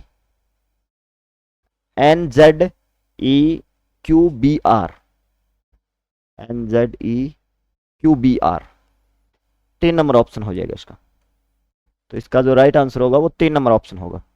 नेक्स्ट अगला क्वेश्चन, श्रृंखला दी गई है 3, 9, 27, 81 में 9वां पद क्या होगा। इसमें क्या पूछा है इसने, 9वां पद पूछा है। ये एक श्रृंखला का क्वेश्चन है और बस थोड़ा सा सोचने वाला क्वेश्चन है। जैसे 3, 9, इस 3 है, फिर 3 के बाद में 9 है, 9 के बाद में 27 है, 27 के बाद में 81 है, डैश डैश डैश। ऐसे ही अपने को 9वां पद ज्ञात करना है। कौन सा पद, 9वां पद ज्ञात करना है। तो मैं 3 को क्या लिख सकता हूं, 3 की पावर 1 लिख सकता हूं, और 9 को मैं 3 की पावर 2 लिख सकता हूं, और मैं इसको 3 की पावर 3 लिख सकता हूं, और इसको 27 से 81 तो 3 की पावर 4। ऐसे ही पावर बढ़ती जा रही, एक पहला पद 1, 2, 3, तो ऐसे ही इसका 9वां जो पद होगा 3 की पावर 9। अब 3 की पावर 9 का मान क्या होता है, 3 की पावर 9 का मान अगर अपने निकालें तो 3 को 9 बार गुना करोगे, 3 तिया 9, 9 तिया 27, फिर 3 गुना 3 गुना 3 गुना 3, 3 गुना 3 गुना 3, तो ये 3 तिया 9 और 9 तिया 27, इसको 27, 3 तिया 9 फिर 27 और फिर 3 तिया 9 27, लास्ट में 3 किसके है भाई, 7, 7 7 49, 49 को 9 7 63, लास्ट में 3, ये होगा। अगर इन 27 का क्यूब होता है 19,683, तो इसका जो 9वां पद होगा वो होगा 19,683। नेक्स्ट अगला क्वेश्चन, अगला क्वेश्चन अपना ब्लड रिलेशन का है, रक्त संबंध का है। A B C D E और एफ एक ही परिवार के सदस्य हैं। ये जो पांचों सदस्य हैं, 6 सॉरी 3 3 6 सदस्य एक ही परिवार के सदस्य हैं। ई एफ की बहन है, एफ ई की बहन है, एफ है वो ई की बहन है। तो ई की बहन कौन है, एफ है, इसकी ये बहन है। ठीक है, तो ये इसका भाई भी हो सकता है, बहन भी हो सकता है। इसका आपने अभी तक लिंग निर्धारण नहीं कर सकते। बी डी का पिता है, बी डी का पिता है, इससे आगे चलिएगा। ए सी की मां है, और यहां पे आगे देखिएगा थोड़ा सा क्या दिया गया है, ई बी और ए की मां है। ई है वो बी और ई की क्या है, बी और ए की मां है। ई है वो, ई है वो बी और ए की मां है। किस किस की मां है, एक तो बी की मां है और एक ए की मां है। ये इन दोनों की मां है, तो फिर इनका लिंग निर्धारण हो गया, इनकी माता है, इसकी भी मां है और इसकी भी क्या है, मां है। तो ये दोनों फिर बहनें हो गई, ये दोनों क्या हो गई, बहनें हो गई।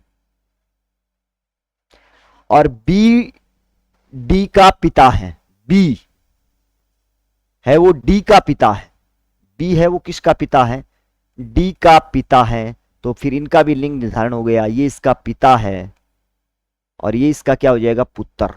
ये पुत्र हो जाएगा, ये पिता हो जाएगा। ठीक है, तो फिर इसकी ये दादी हो गई भाई, बी डी का पिता है। ए सी की मां है, ए है वो सी की मां है, सी की मां ए है, तो फिर ये इसकी मां हो गई, तो इसका भी लिंग धारण हो गया। ठीक है, और ये इसके दोनों बेटे हैं, तो ये इसकी बहन हो जाएगी और ये इसका भाई हो जाएगा। ठीक है, अब आगे इसने पूछा है ई का सी से क्या संबंध है। अब देखिएगा, इनकी मां ये है और मां के ये दोनों बेटे हैं, और ये बेटे की क्या है, बेटा है, तो फिर ये इसकी क्या हो जाएगी, नानी हो जाएगी। नानी दादी नानी, चाची मौसी मामी ताई भुआ बहन कोई नहीं, दादी नानी भाई 1 नंबर ऑप्शन होगा, दादी नानी हो सकती। ठीक है, दादी नानी होगी, नानी होगी इसकी और इसकी हो जाएगी दादी। ये पुत्री, ये इसकी पुत्री का क्या है, बेटा है, तो नानी हो जाएगी। नेक्स्ट क्वेश्चन है आपका मैथ का, 64 x की पावर 3 भाग 27 a की -3, और फिर इसके ऊपर घात लगाया गया है माइनस का 2/3। इसको सोल्व करना है बस। तो 64 को अपने लिख सकते हैं, 64 को मैं 4 की पावर 3 लिख सकता हूं। क्यों, यहां पे पावर 3 मेरे कुछ लेना पड़ेगा, क्योंकि यहां पे बटे में जो लिखा है वो 3 लिखा है। तो 3 पावर का लिखूं तो मैं इसको लिख सकता हूं 4x की पावर 3, और इसके ऊपर घात कितनी लगी है, माइनस की 2/3। ऐसे ही मैं इसको लिखूं 3 की पावर 3 लिख सकता हूं मैं, और इसके ऊपर पावर कितनी लगी है, अलग अलग सभी में पावर लगा देते हैं। ऐसे ही a के ऊपर अगर अपने पावर लगाएं, a की पावर -3 और गुना -2/3। अब इसको सॉल्व करते हैं अपने, इसको आगे सॉल्व करें तो ये 3 से 3 कट जाएगा, तो इसकी पावर कितनी बची है, -2, तो 4 की भी -2 और x की भी -2, इसको काटे तो ये 3 से 3 कट जाएगा, तो यहाँ पे 4x की पावर -2 बचा है, और यहाँ पे बचा है 3 की पावर -2 बचा है, गुना ये 3 से 3 कैंसिल, माइनस माइनस प्लस हो जाएगा, तो a की पावर 2 बच गया।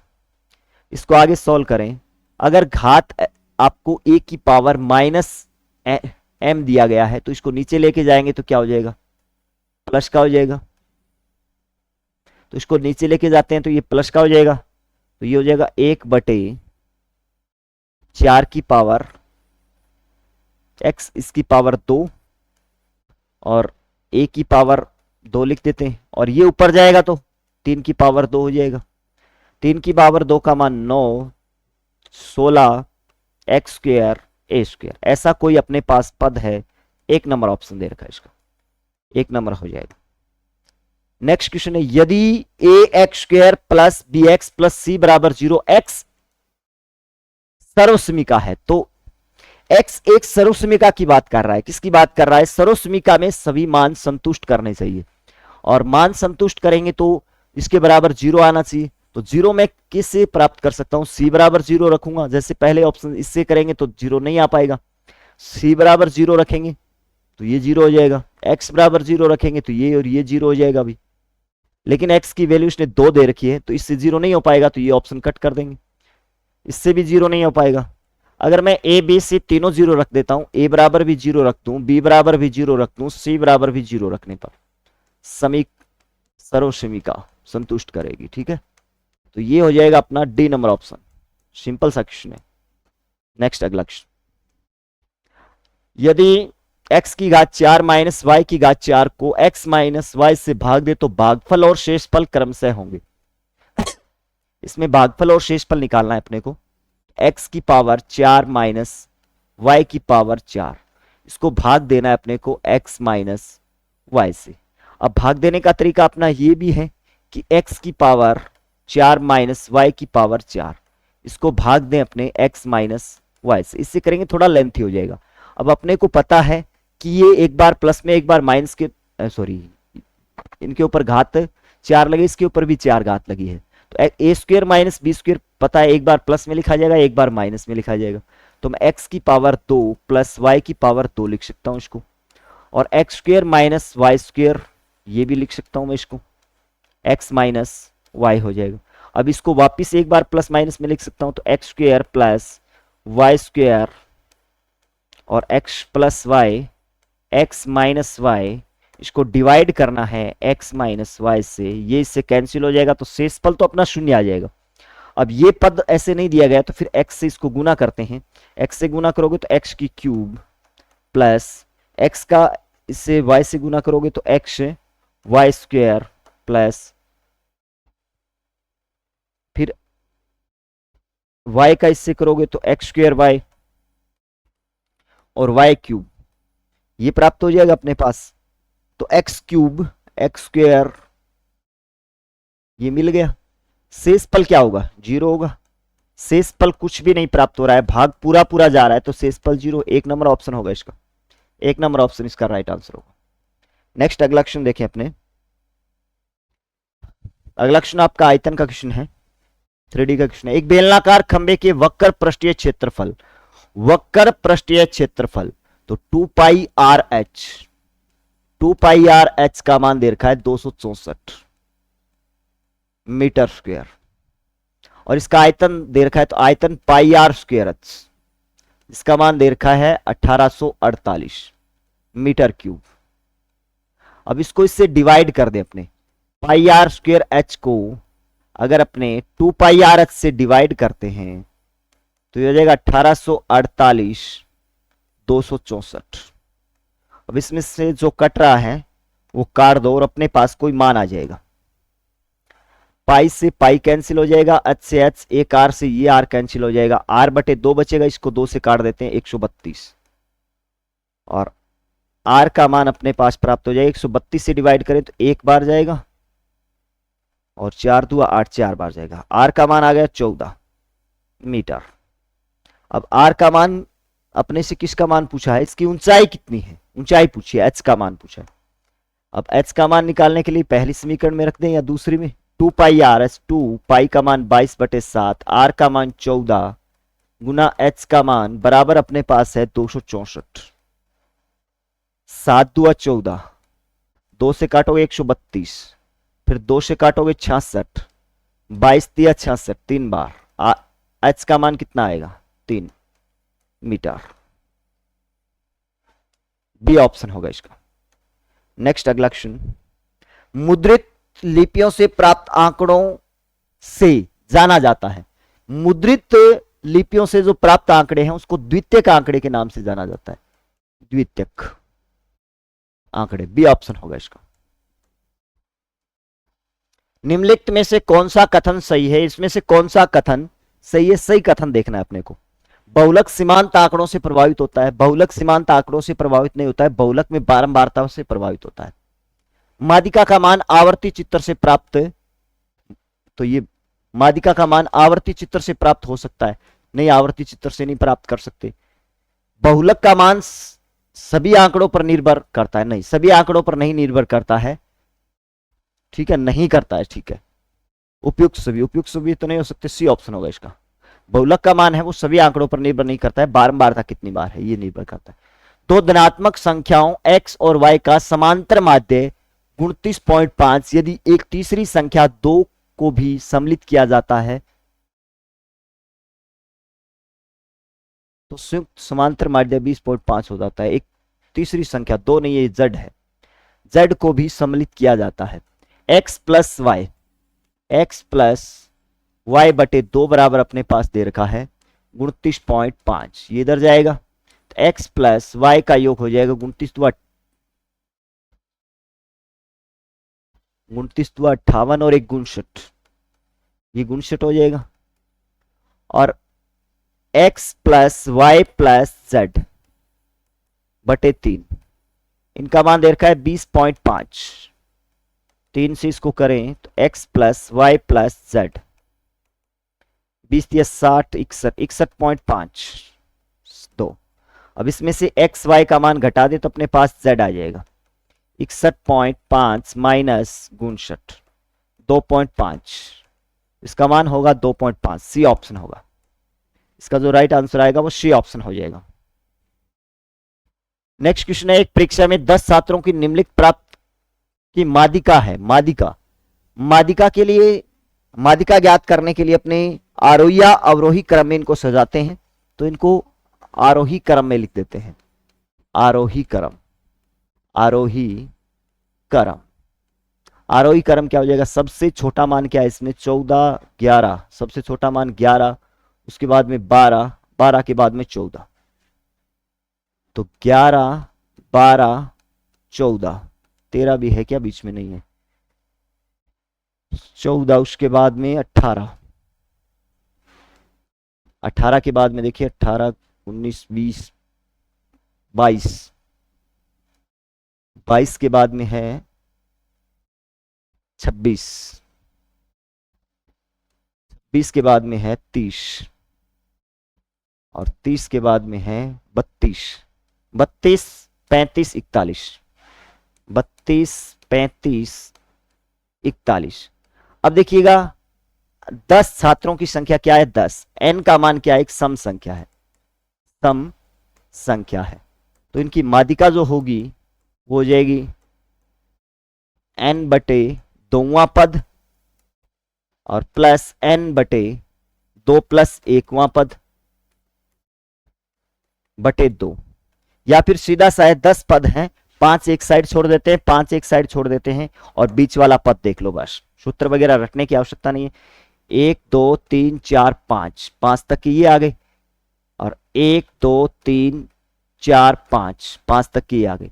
अब इनके बीच की संख्या देख लो, दोनों के बीच की संख्या 22 प्लस 26 बटे 2 48, 48 बटे 2 24 होगा, तो इनकी जो मादिका आएगी वो 24, बी ऑप्शन हो जाएगा इसको। नेक्स्ट क्वेश्चन आपका साइंस का क्वेश्चन है, वो आपको 2 सर करवाएंगे। मीटर प्रति सेकंड किसका अंतरराष्ट्रीय मात्रक है?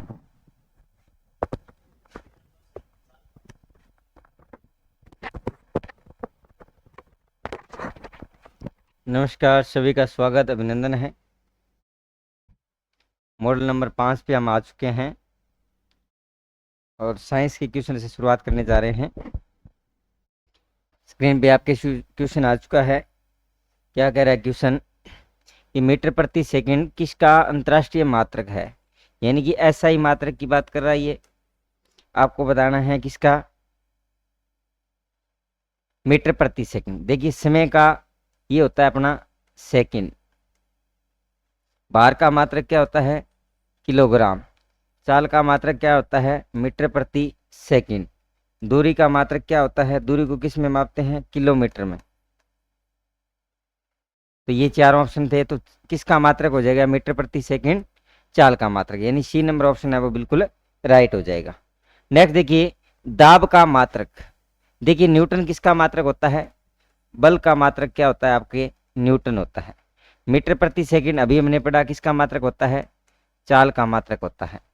जूल किसका मात्रक होता है, कार्य या जो हमारी ऊर्जा होती है उसका मात्रक क्या होता है, वो होता है जूल। जबकि न्यूटन प्रति मीटर स्क्वायर, ये ध्यान रखना, न्यूटन मीटर प्रति स्क्वायर होगा, न्यूटन मीटर पर स्क्वायर ये किसका मात्रक होता है, ये अपने दाब का मात्रक होता है। ठीक है, तो इसका ऑप्शन सी नंबर है वो राइट हो जाएगा। नेक्स्ट क्वेश्चन देखिएगा, वनोन्मूलन का दुष्परिणाम क्या होता है। 4 ऑप्शन दे रखे हैं। मृदा अपरदन में वृद्धि होगी, मृदा अपरदन में कमी होगी, वन्य जीव जंतुओं की संख्या में वृद्धि होगी, वर्षा में वृद्धि होगी। देखिए वनोन्मूलन का सबसे ज़्यादा प्रभाव क्या पड़ता है, जीव जंतुओं पर भी पड़ता है, वहाँ की स्थानीय जो कृषि उत्पाद है वहाँ पर भी प्रभाव पड़ता है। जो वनों की संख्या घटती है तो जीव जंतुओं पर सीधा सा प्रभाव पड़ता है। तो हमें बचाने के लिए क्या करना पड़ता है, वन संरक्षण के लिए हमें क्या करना पड़ता है। तो यहाँ पर देखिए सबसे उपयुक्त है, वन्य जीव जंतुओं की संख्या में वृद्धि नहीं होगी, वन्य जीव जंतुओं की संख्या में क्या हो जाएगी, वृद्धि की तुलना में क्या होगी, कमी होगी। अब देखिए वर्षा में वृद्धि नहीं होगी, वर्षा में क्या होगी, वन्य जीव जब पेड़ पौधे नहीं होंगे, वन नहीं होंगे, तो वर्षा में क्या होगी, कमी होगी। मृदा अपरदन में कमी नहीं होती, जबकि क्या होती है, मृदा अपरदन में वृद्धि हो जाती है। मृदा अपरदन बढ़ना, सर्वाधिक मृदा अपरदन किसके द्वारा होता है, अगर आपसे पूछ ले मृदा अपरदन है वो सर्वाधिक किसके द्वारा होता है, ये भी पूछा जा सकता है। और सर्वाधिक मृदा अपरदन है वो वायु अपरदन होता है। तो B number option, 1 number option है वो बिल्कुल राइट हो जाएगा। नेक्स्ट क्वेश्चन देखिए, अच्छा क्वेश्चन है, जब F1PD का संकरण किसी भी एक जनक से कराया जाता है तो उसे कहते हैं। देखिए एक व्युत्क्रम संकरण, टेस्ट संकरण, संकर पूर्व संकरण और उपरोक्त छवि। देखिए व्युत्क्रम संकरण में क्या होता है, जैसे एक लक्षण होता है प्रभावी, मान लो TT, और दूसरा लक्षण होता है अप्रभावी, ये TT। इसको हमने मान लिया नर और इसको मान लिया हमने मादा। तो व्युत्क्रम में क्या होता है, ये उल्टे हो जाते हैं, यानी इसको क्या माना जाएगा नर और इसको क्या माना जाएगा मादा। इसको तो हम बोलते हैं व्युत्क्रम टेस्ट। उसके बाद में आता है संकर पूर्व संकरण, इसको हम बोलते हैं बैक टेस्ट, बैक क्रॉस भी बोल देते हैं इसको। देखिए बैक क्रॉस में क्या होता है, यानी कि F1PD के अंदर मान लीजिए इनका जब हम संकरण करवाते हैं तो इनसे हमें जो F1PD प्राप्त होती है, ये इस PD का इन दोनों में से किसी भी एक जनक के साथ, यानी F1PD का 2 जनक है, एक होता है प्रभावी और दूसरा होता है अप्रभावी, किसी भी जनक के साथ करवाते हैं तो उसको हम बोलते हैं संकरज पूर्व संकरण। यदि प्रभावी के साथ करवाया जाता है तब तो हम उसको क्या कहते हैं, टेस्ट क्रॉस कह देते हैं उसको क्या बोल देते हैं, टेस्ट क्रॉस। और सॉरी, प्रभावी के साथ होता है वो होता है ये आउट क्रॉस होता है, और यदि अप्रभावी के साथ करवाया जाए तो इसको हम बोलते हैं टेस्ट क्रॉस। ये अच्छे से याद रखना है। यानी संकरज पूर्व संकरण होता है बैक क्रॉस, इसके 2 टाइप होते हैं। फर्स्ट टाइप ये होता है, सेकंड टाइप अपना ये होता है। यानी प्रभावी के साथ करवाएंगे तो उसको आउट क्रॉस बोलते हैं, अप्रभावी के साथ करवाएंगे तो टेस्ट क्रॉस बोलते हैं, और दोनों में से किसी भी एक के साथ करवाए तब हम उसको क्या बोलते हैं, संकज पूर्वज संकरण या बैक क्रॉस कहा जाता है। तो सी नंबर ऑप्शन है वो बिल्कुल राइट हो जाएगा। नेक्स्ट क्वेश्चन देखिएगा। नेक्स्ट क्वेश्चन क्या कहता है, आयोडीन की कमी से कौन सा रोग हो जाता है। देखिए रतौंधी विटामिन ए की कमी से होता है, रंगों की पहचान नहीं होती, कलर ब्लाइंडनेस जिसको बोलते हैं, रिकेट्स ये विटामिन डी की कमी से होता है, ये विटामिन ए की कमी से होता है, ये विटामिन डी की कमी से होता है, बांझपन इसमें मादा है वो बच्चा जन्म नहीं हो पाता बांझपन के कारण से, गेंगा है ये किसकी कमी से होता है, ये आयोडीन की कमी से होता है, यानी गेंगा या गलगंड रोग भी बोल देते हैं इसको। कौन सा रोग बोल देते हैं,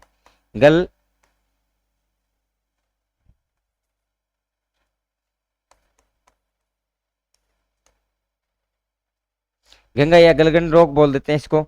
यहाँ अपने ये जो सिरे होते हैं ये फूलकर बड़े हो जाते हैं, तो ये ऑप्शन अपना हो जाएगा डी नंबर, आयोडीन की कमी से। इसलिए कहा जाता है कि हमें आयोडीन युक्त नमक का क्या करना चाहिए, प्रचुर मात्रा में प्रयोग करना चाहिए। नेक्स्ट क्वेश्चन देखिएगा, ये क्वेश्चन जो आपके सामने है ये है मनोविज्ञान के क्वेश्चन। किसके आगे, मनोविज्ञान की क्वेश्चन। देखिए सीखने का सकारात्मक हस्तांतरण, यानी कि जो हम स्थानांतरण की बात आती है, अधिगम का स्थानांतरण किसको बोलते हैं, अधिगम का स्थानांतरण बोलते हैं। सकारात्मक स्थानांतरण इसको हम बोलते हैं अधिगम स्थानांतरण। क्या बोला जाता है, अधिगम स्थानांतरण, ये भी कह सकते हैं।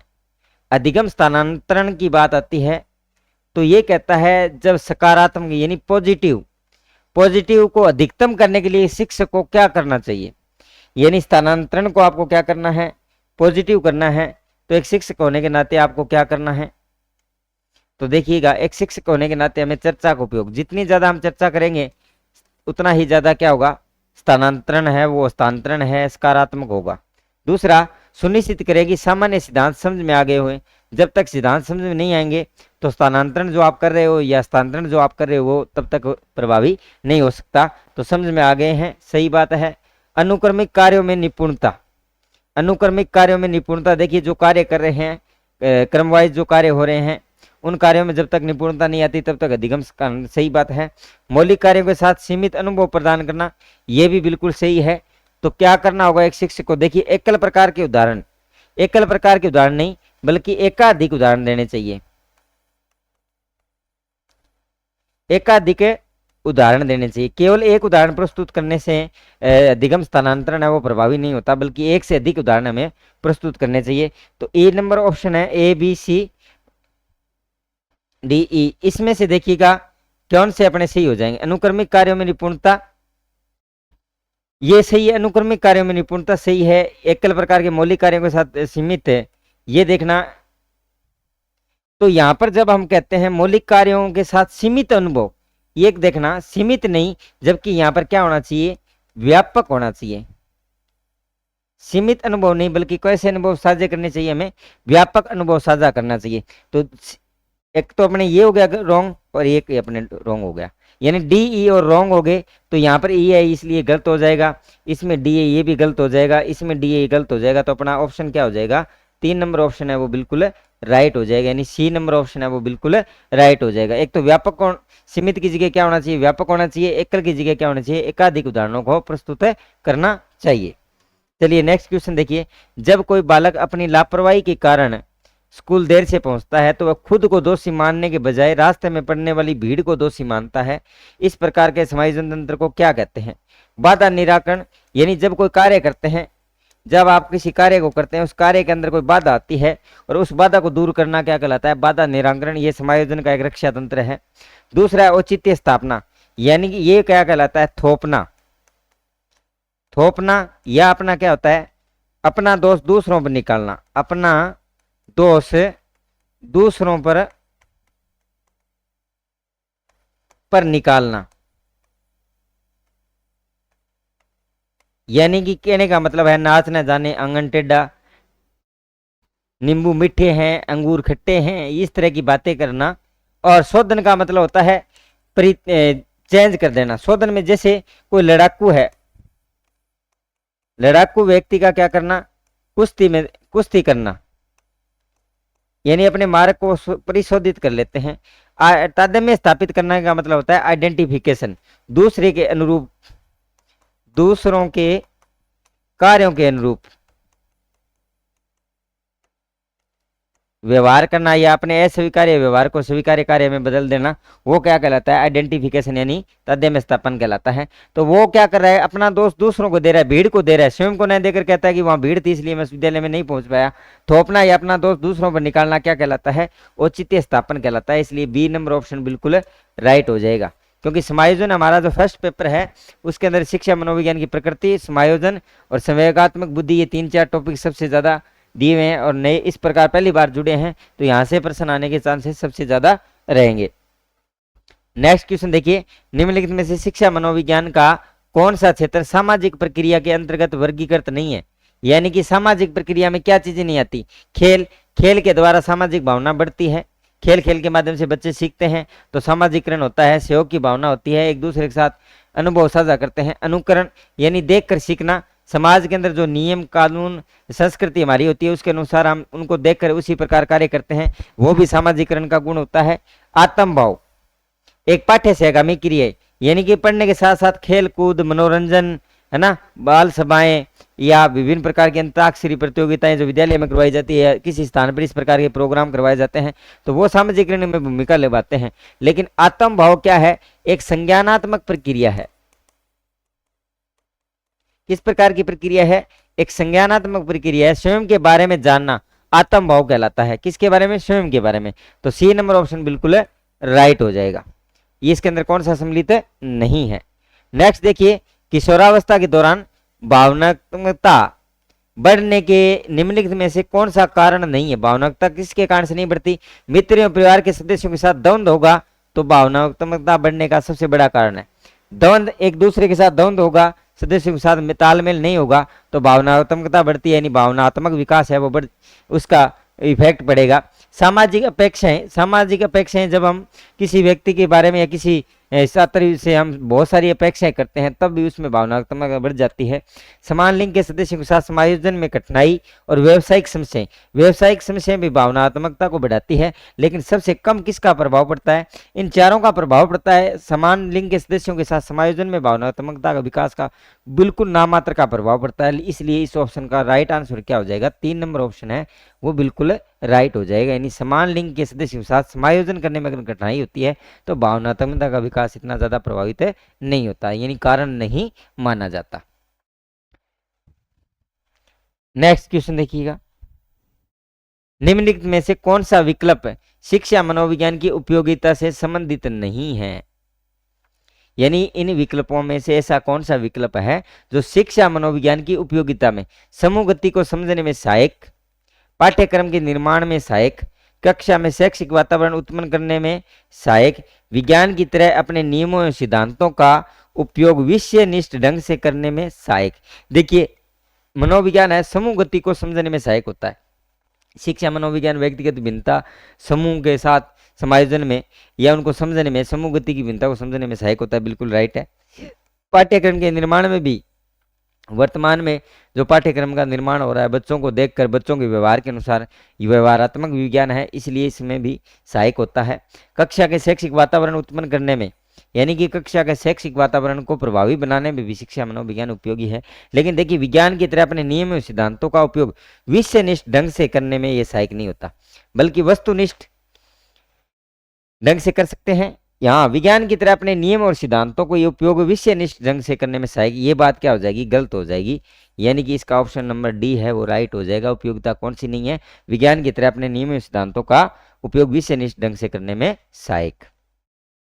नेक्स्ट क्वेश्चन देखिए, ये है हमारे शैक्षिक प्रबंधन की क्वेश्चन। देखिए, RSTV Rajasthan state text book का उपाध्यक्ष होता है। देखिए, राजस्थान स्टेट टेक्स्ट बुक्स की बात करें तो इसका निर्माण 1973 में कहाँ हुआ था, ये जयपुर में हुआ है। इसका मुख्य कार्य क्या है, इसका मुख्य कार्य भी क्या होता है, इसका मुख्य कार्य है वो क्या है, कक्षा 1 से 12 तक की जो पुस्तक होती है उनका निर्माण और वितरण या हम कह सकते हैं मुद्रण करना। देखिए इनके वर्तमान जो अध्यक्ष हैं, अध्यक्ष कौन है? लक्ष्मी नारायण मंत्री, जबकि सचिव हैं वो कौन है? हरजीलाल अटल।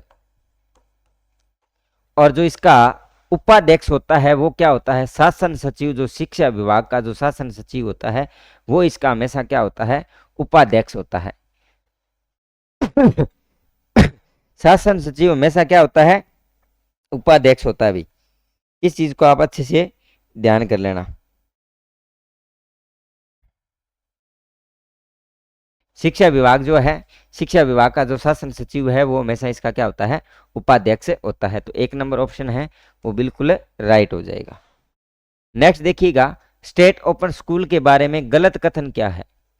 राजस्थान स्टेट ओपन स्कूल द्वारा जारी 10वीं और 12वीं के प्रमाण पत्रों को केंद्र व राज्य सरकार द्वारा सीबीएसई माध्यमिक शिक्षा बोर्ड के समक्ष मान्यता प्राप्त नहीं है।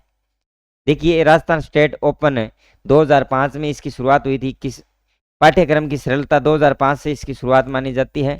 और ये ओपन बोर्ड इसलिए तो कोई भी बच्चा है वो अपनी डिग्री आसानी से प्राप्त कर ले। ओपन के माध्यम से उनको एक लंबा समय मिलता है, 4-5 स्टेप में आप उसको अपने विषय पास कर सकते हो, ये भी छूट होती है। साथ ही साथ पाठ्यक्रम की सरलता और शिक्षा की सहजता के साथ साथ परीक्षा का लचीलापन, स्टेट ओपन की विशेषता बिल्कुल लचीलापन होता है कि भी एक साथ आप अगर सभी पेपर एग्जाम दे रहे हो, सभी एग्जाम के सभी जो आपके पेपर हैं वो क्लियर नहीं हो रहे, तो आप अगले साल या हर 6 महीने के बाद ये दोबारा पेपर हो जाते हैं। तो वहाँ फार्म भर के आप 2 या 3 साल में अपनी डिग्री कंप्लीट कर सकते हो। एक बार पंजीयन करवाने पर अभ्यर्थी को 5 वर्ष में 9 अवसर मिलते हैं। देखो कितनी बात होगी, इसलिए इसको क्या कहा जाता है? लचीलापन कहते हैं। 5 वर्ष में आप 9 अवसर आपको दिए जाएंगे। उपरोक्त सभी कथन सही है। देखो इसमें क्या है? सीबीएसई माध्यमिक शिक्षा बोर्ड के समान मान्यता प्राप्त नहीं, बिल्कुल मान्यता प्राप्त है। क्या है? मान्यता प्राप्त होती है भाई। तो ये 1 नंबर ऑप्शन है। इसका राइट आंसर क्या हो जाएगा? ये हो जाएगा असत्य कथन या गलत कथन कौन सा हो जाएगा? 1 नंबर ऑप्शन है वो बिल्कुल राइट हो जाएगा। नेक्स्ट क्वेश्चन देखिए, राजस्थान में वर्तमान में कितनी डाइट्स है? Diet, direct institute of education training, direct institute of education and training, जिसको हम डाइट बोलते हैं, ये प्रत्येक जिला स्तर पर होती है। क्या होती है? प्रत्येक जिला स्तर पर।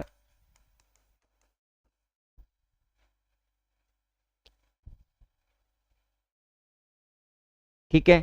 और ये डाइट की टोटल संख्या है वो कितनी है? 33 है। अभी तक वर्तमान में 41 जिले जरूर कर दिए गए हैं, लेकिन अभी डाइट का इसमें चेंज नहीं हुआ। कितनी डाइट है? 33 डाइट बनी हुई है। प्रत्येक जिला स्तर पर टोटल डाइट की संख्या कितनी है? 33 डाइट बनी हुई है अभी। और डाइट्स का निर्माण अगर आपसे पूछ ले कि डाइट का निर्माण NPE, national programme of education, यानी राष्ट्रीय शिक्षा नीति, राष्ट्रीय शिक्षा नीति 1986 की तर्ज पर इसका निर्माण किया गया था। यह भी प्रश्न आ सकता है कि डाइट्स का निर्माण किसके तर्ज पर किया गया था? तो राष्ट्रीय शिक्षा नीति एनपीई के द्वारा 1986 में प्रत्येक जिला स्तर पर डाइट का निर्माण किया गया था। वर्तमान में डाइट की संख्या कितनी है? 33 है। निःशुल्क और अनिवार्य बाल शिक्षा का अधिकार अधिनियम 2009 के अनुसार निम्न में से कौन सा कर्तव्य समुचित सरकार का नहीं है? ऐसा कौन सा कर्तव्य है जो सरकार का नहीं है? प्राथमिक शिक्षा में अनिवार्य प्रवेश और उसको पूरा करने की सुनिश्चितता बिल्कुल सही है। शिक्षकों हेतु प्रशिक्षण सुविधा उपलब्ध करवाना, राष्ट्रीय पाठ्यचर्या की रूपरेखा विकसित करना, आस पड़ोस में विद्यालय की उपलब्धता सुनिश्चित करना, ये भी है। लेकिन इनमें से कौन सा नहीं है? इसमें कौन सा नहीं है? शिक्षकों राष्ट्रीय पाठ्यचर्या की रूपरेखा विकसित करना। सी नंबर ऑप्शन इसका रॉन्ग हो जाएगा भी। राष्ट्रीय पाठ्यचर्या की रूपरेखा विकसित करना है वो आरटी का अधिकार क्षेत्र में नहीं आता। अधिनियम के अनुसार जो मूल कर्तव्य है, समुचित सरकार का जो कर्तव्य है वो इसमें सम्मिलित नहीं होता है। नेक्स्ट क्वेश्चन देखिएगा, कौन सी कक्षाओं के पाठ्य पुस्तक के मुद्रण एवं वितरण का कार्य राजस्थान राज्य पाठ्य पुस्तक मंडल द्वारा किया जाता है? वर्तमान में पहले क्या होता था? कक्षा 6 से 8 तक। पहले क्या होता था? पहले ये कक्षा 6 से 8 तक करती थी। वर्तमान में क्या है? वर्तमान के अंदर है ये 1 से 12 तक की पाठ्य पुस्तकों का निर्माण और उसका वितरण का कार्य करती है। तो बी नंबर ऑप्शन बिल्कुल राइट हो जाएगा। 1973 में इसके निर्माण हुई थी। कहाँ है? ये जयपुर के अंदर है। कहाँ है? जयपुर में। और कब बना? 1973 में।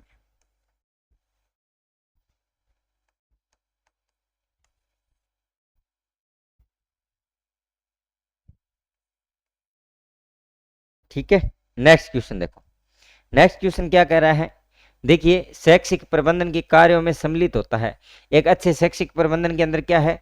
बजट का निर्माण भी होता है, आलेखन भी किया जाता है, निर्णयन भी किया जाता है और नियंत्रण भी किया जाता है।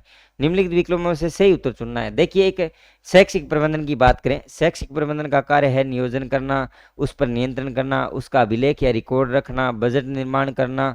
ये सारे के सारे कार्य हैं वो एक अच्छे शैक्षिक प्रबंधन के होते हैं। तो क्या हो जाएगा? ऑप्शन बी नंबर ऑप्शन बिल्कुल राइट हो जाएगा। सभी कार्य इसके अंदर सम्मिलित होते हैं। नेक्स्ट क्वेश्चन देखिएगा, पहली से 5वीं कक्षा के लिए यदि एक कक्षा में 60 से 90 के बीच छात्र भर्ती हैं तो आरटीए की धारा 2009 के अनुसार कितने शिक्षकों की आवश्यकता होगी? देखिए, 61 से यदि 90 तक के अगर छात्र हैं तो यहाँ कम से कम आपको कितने शिक्षक चाहिए? कम से कम 3 शिक्षक होना अनिवार्य है। यदि ये संख्या 150 तक चली जाती है, यदि ये संख्या 150 तक चली जाती है तो ध्यान करना 150 तक हो जाती है तो यहाँ पर 5 शिक्षक और प्लस में एक प्रधानाध्यापक भी आवश्यक हो जाता है, यानी 6 शिक्षकों की आवश्यकता हो जाती है। 150 से प्लस जाते ही प्रत्येक दिवस पर एक अध्यापक बदल दिया जाता है। तो ये भी चीज ध्यान में रखना है। तो 60 से 61 कितने शिक्षक होने चाहिए? तो डी नंबर ऑप्शन बिल्कुल राइट हो जाएगा। नेक्स्ट क्वेश्चन देखिए, भारत स्काउट एंड गाइड कौन से वर्ष से अस्तित्व में आया था? भारतीय स्काउट गाइड का निर्माण है वो 7 नवंबर 1950 को हुआ था। स्काउट एंड गाइड का निर्माण है वो कब हुआ था? 7 नवंबर 1950 को हुआ था। और अब वर्तमान के अंदर देखिए, जमहूरी है वो नया है, इसके बारे में कौन सा कार्य होता है, कौन सी जमहूरी है, जमहूरी भी पूछी जाती है। भारत स्काउट गाइड की कौन से नंबर की है? और तो ये भी ध्यान करना कौन सा 75वां वर्षगांठ मनाया जाएगा अभी, ये भी ध्यान रखना है आपको। ठीक है, नेक्स्ट क्वेश्चन देखिएगा,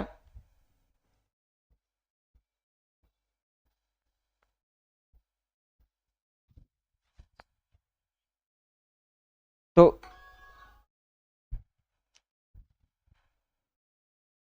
ठीक है, तो ये अपने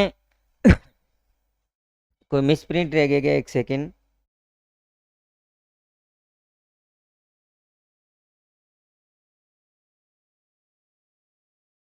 देखिए 75 नंबर क्वेश्चन थोड़ा मिस प्रिंट हो गया। 75 नंबर क्वेश्चन अपने क्या है? 75 नंबर जो क्वेश्चन है वो क्या था? वो था एसएमसी का, एसएमसी का, एसएमसी का कार्यकारी समिति का सदस्य सचिव, एसएमसी की जो कार्यकारी समिति है, कार्यकारी समिति, कार्यकारी जो समिति होती है अपनी, उस कार्यकारी समिति का सदस्य पूछा प्रश्न था। सदस्य कौन होता है? ये क्वेश्चन है। 75 नंबर मिस प्रिंट हो गया, ध्यान कर लेना। एसएमसी का जो कार्यकारी समिति का जो सदस्य होता है, कार्यकारी समिति का जो सदस्य पूछा है, सदस्य सचिव पूछा है। सदस्य सचिव कौन होता है? सदस्य अध्यक्ष पूछ ले। देखो, अध्यक्ष तो कौन होता है? अभिभावक होता है। अध्यक्ष तो क्या होता है? एसएमसी का अध्यक्ष जो होता है वो तो कौन होता है? अभिभावक। प्रत्येक अमावस्या को बैठक होती है, ठीक है। जबकि इसका सचिव होता है वो संस्था प्रधान होता है। अभी कौन होता है? संस्था प्रधान होता है। संस्था का प्रधान या जो एचएम बोल सकते हैं या जो प्रिंसिपल है वो इसका क्या होता है? सदस्य सचिव माना जाता है। ठीक है, तो ये थे जो 5वें मॉडल के 75 क्वेश्चन, इसका वीडियो सॉल्यूशन हो गया है। सभी साथी वीडियो सॉल्यूशन के लिए उत्तम पाठशाला ऐप को डाउनलोड कर लीजिए। उत्तम पाठशाला ऐप पर और टेलीग्राम चैनल पर आपको इसकी लिंक मिल जाएगा। तो क्लास आपको वीडियो सॉल्यूशन कैसा लग रहा है ये भी आप इसके अनुभव हमारे साथ जरूर साझा करें। मिलते हैं एक नए वीडियो सॉल्यूशन के साथ, तब तक के लिए धन्यवाद।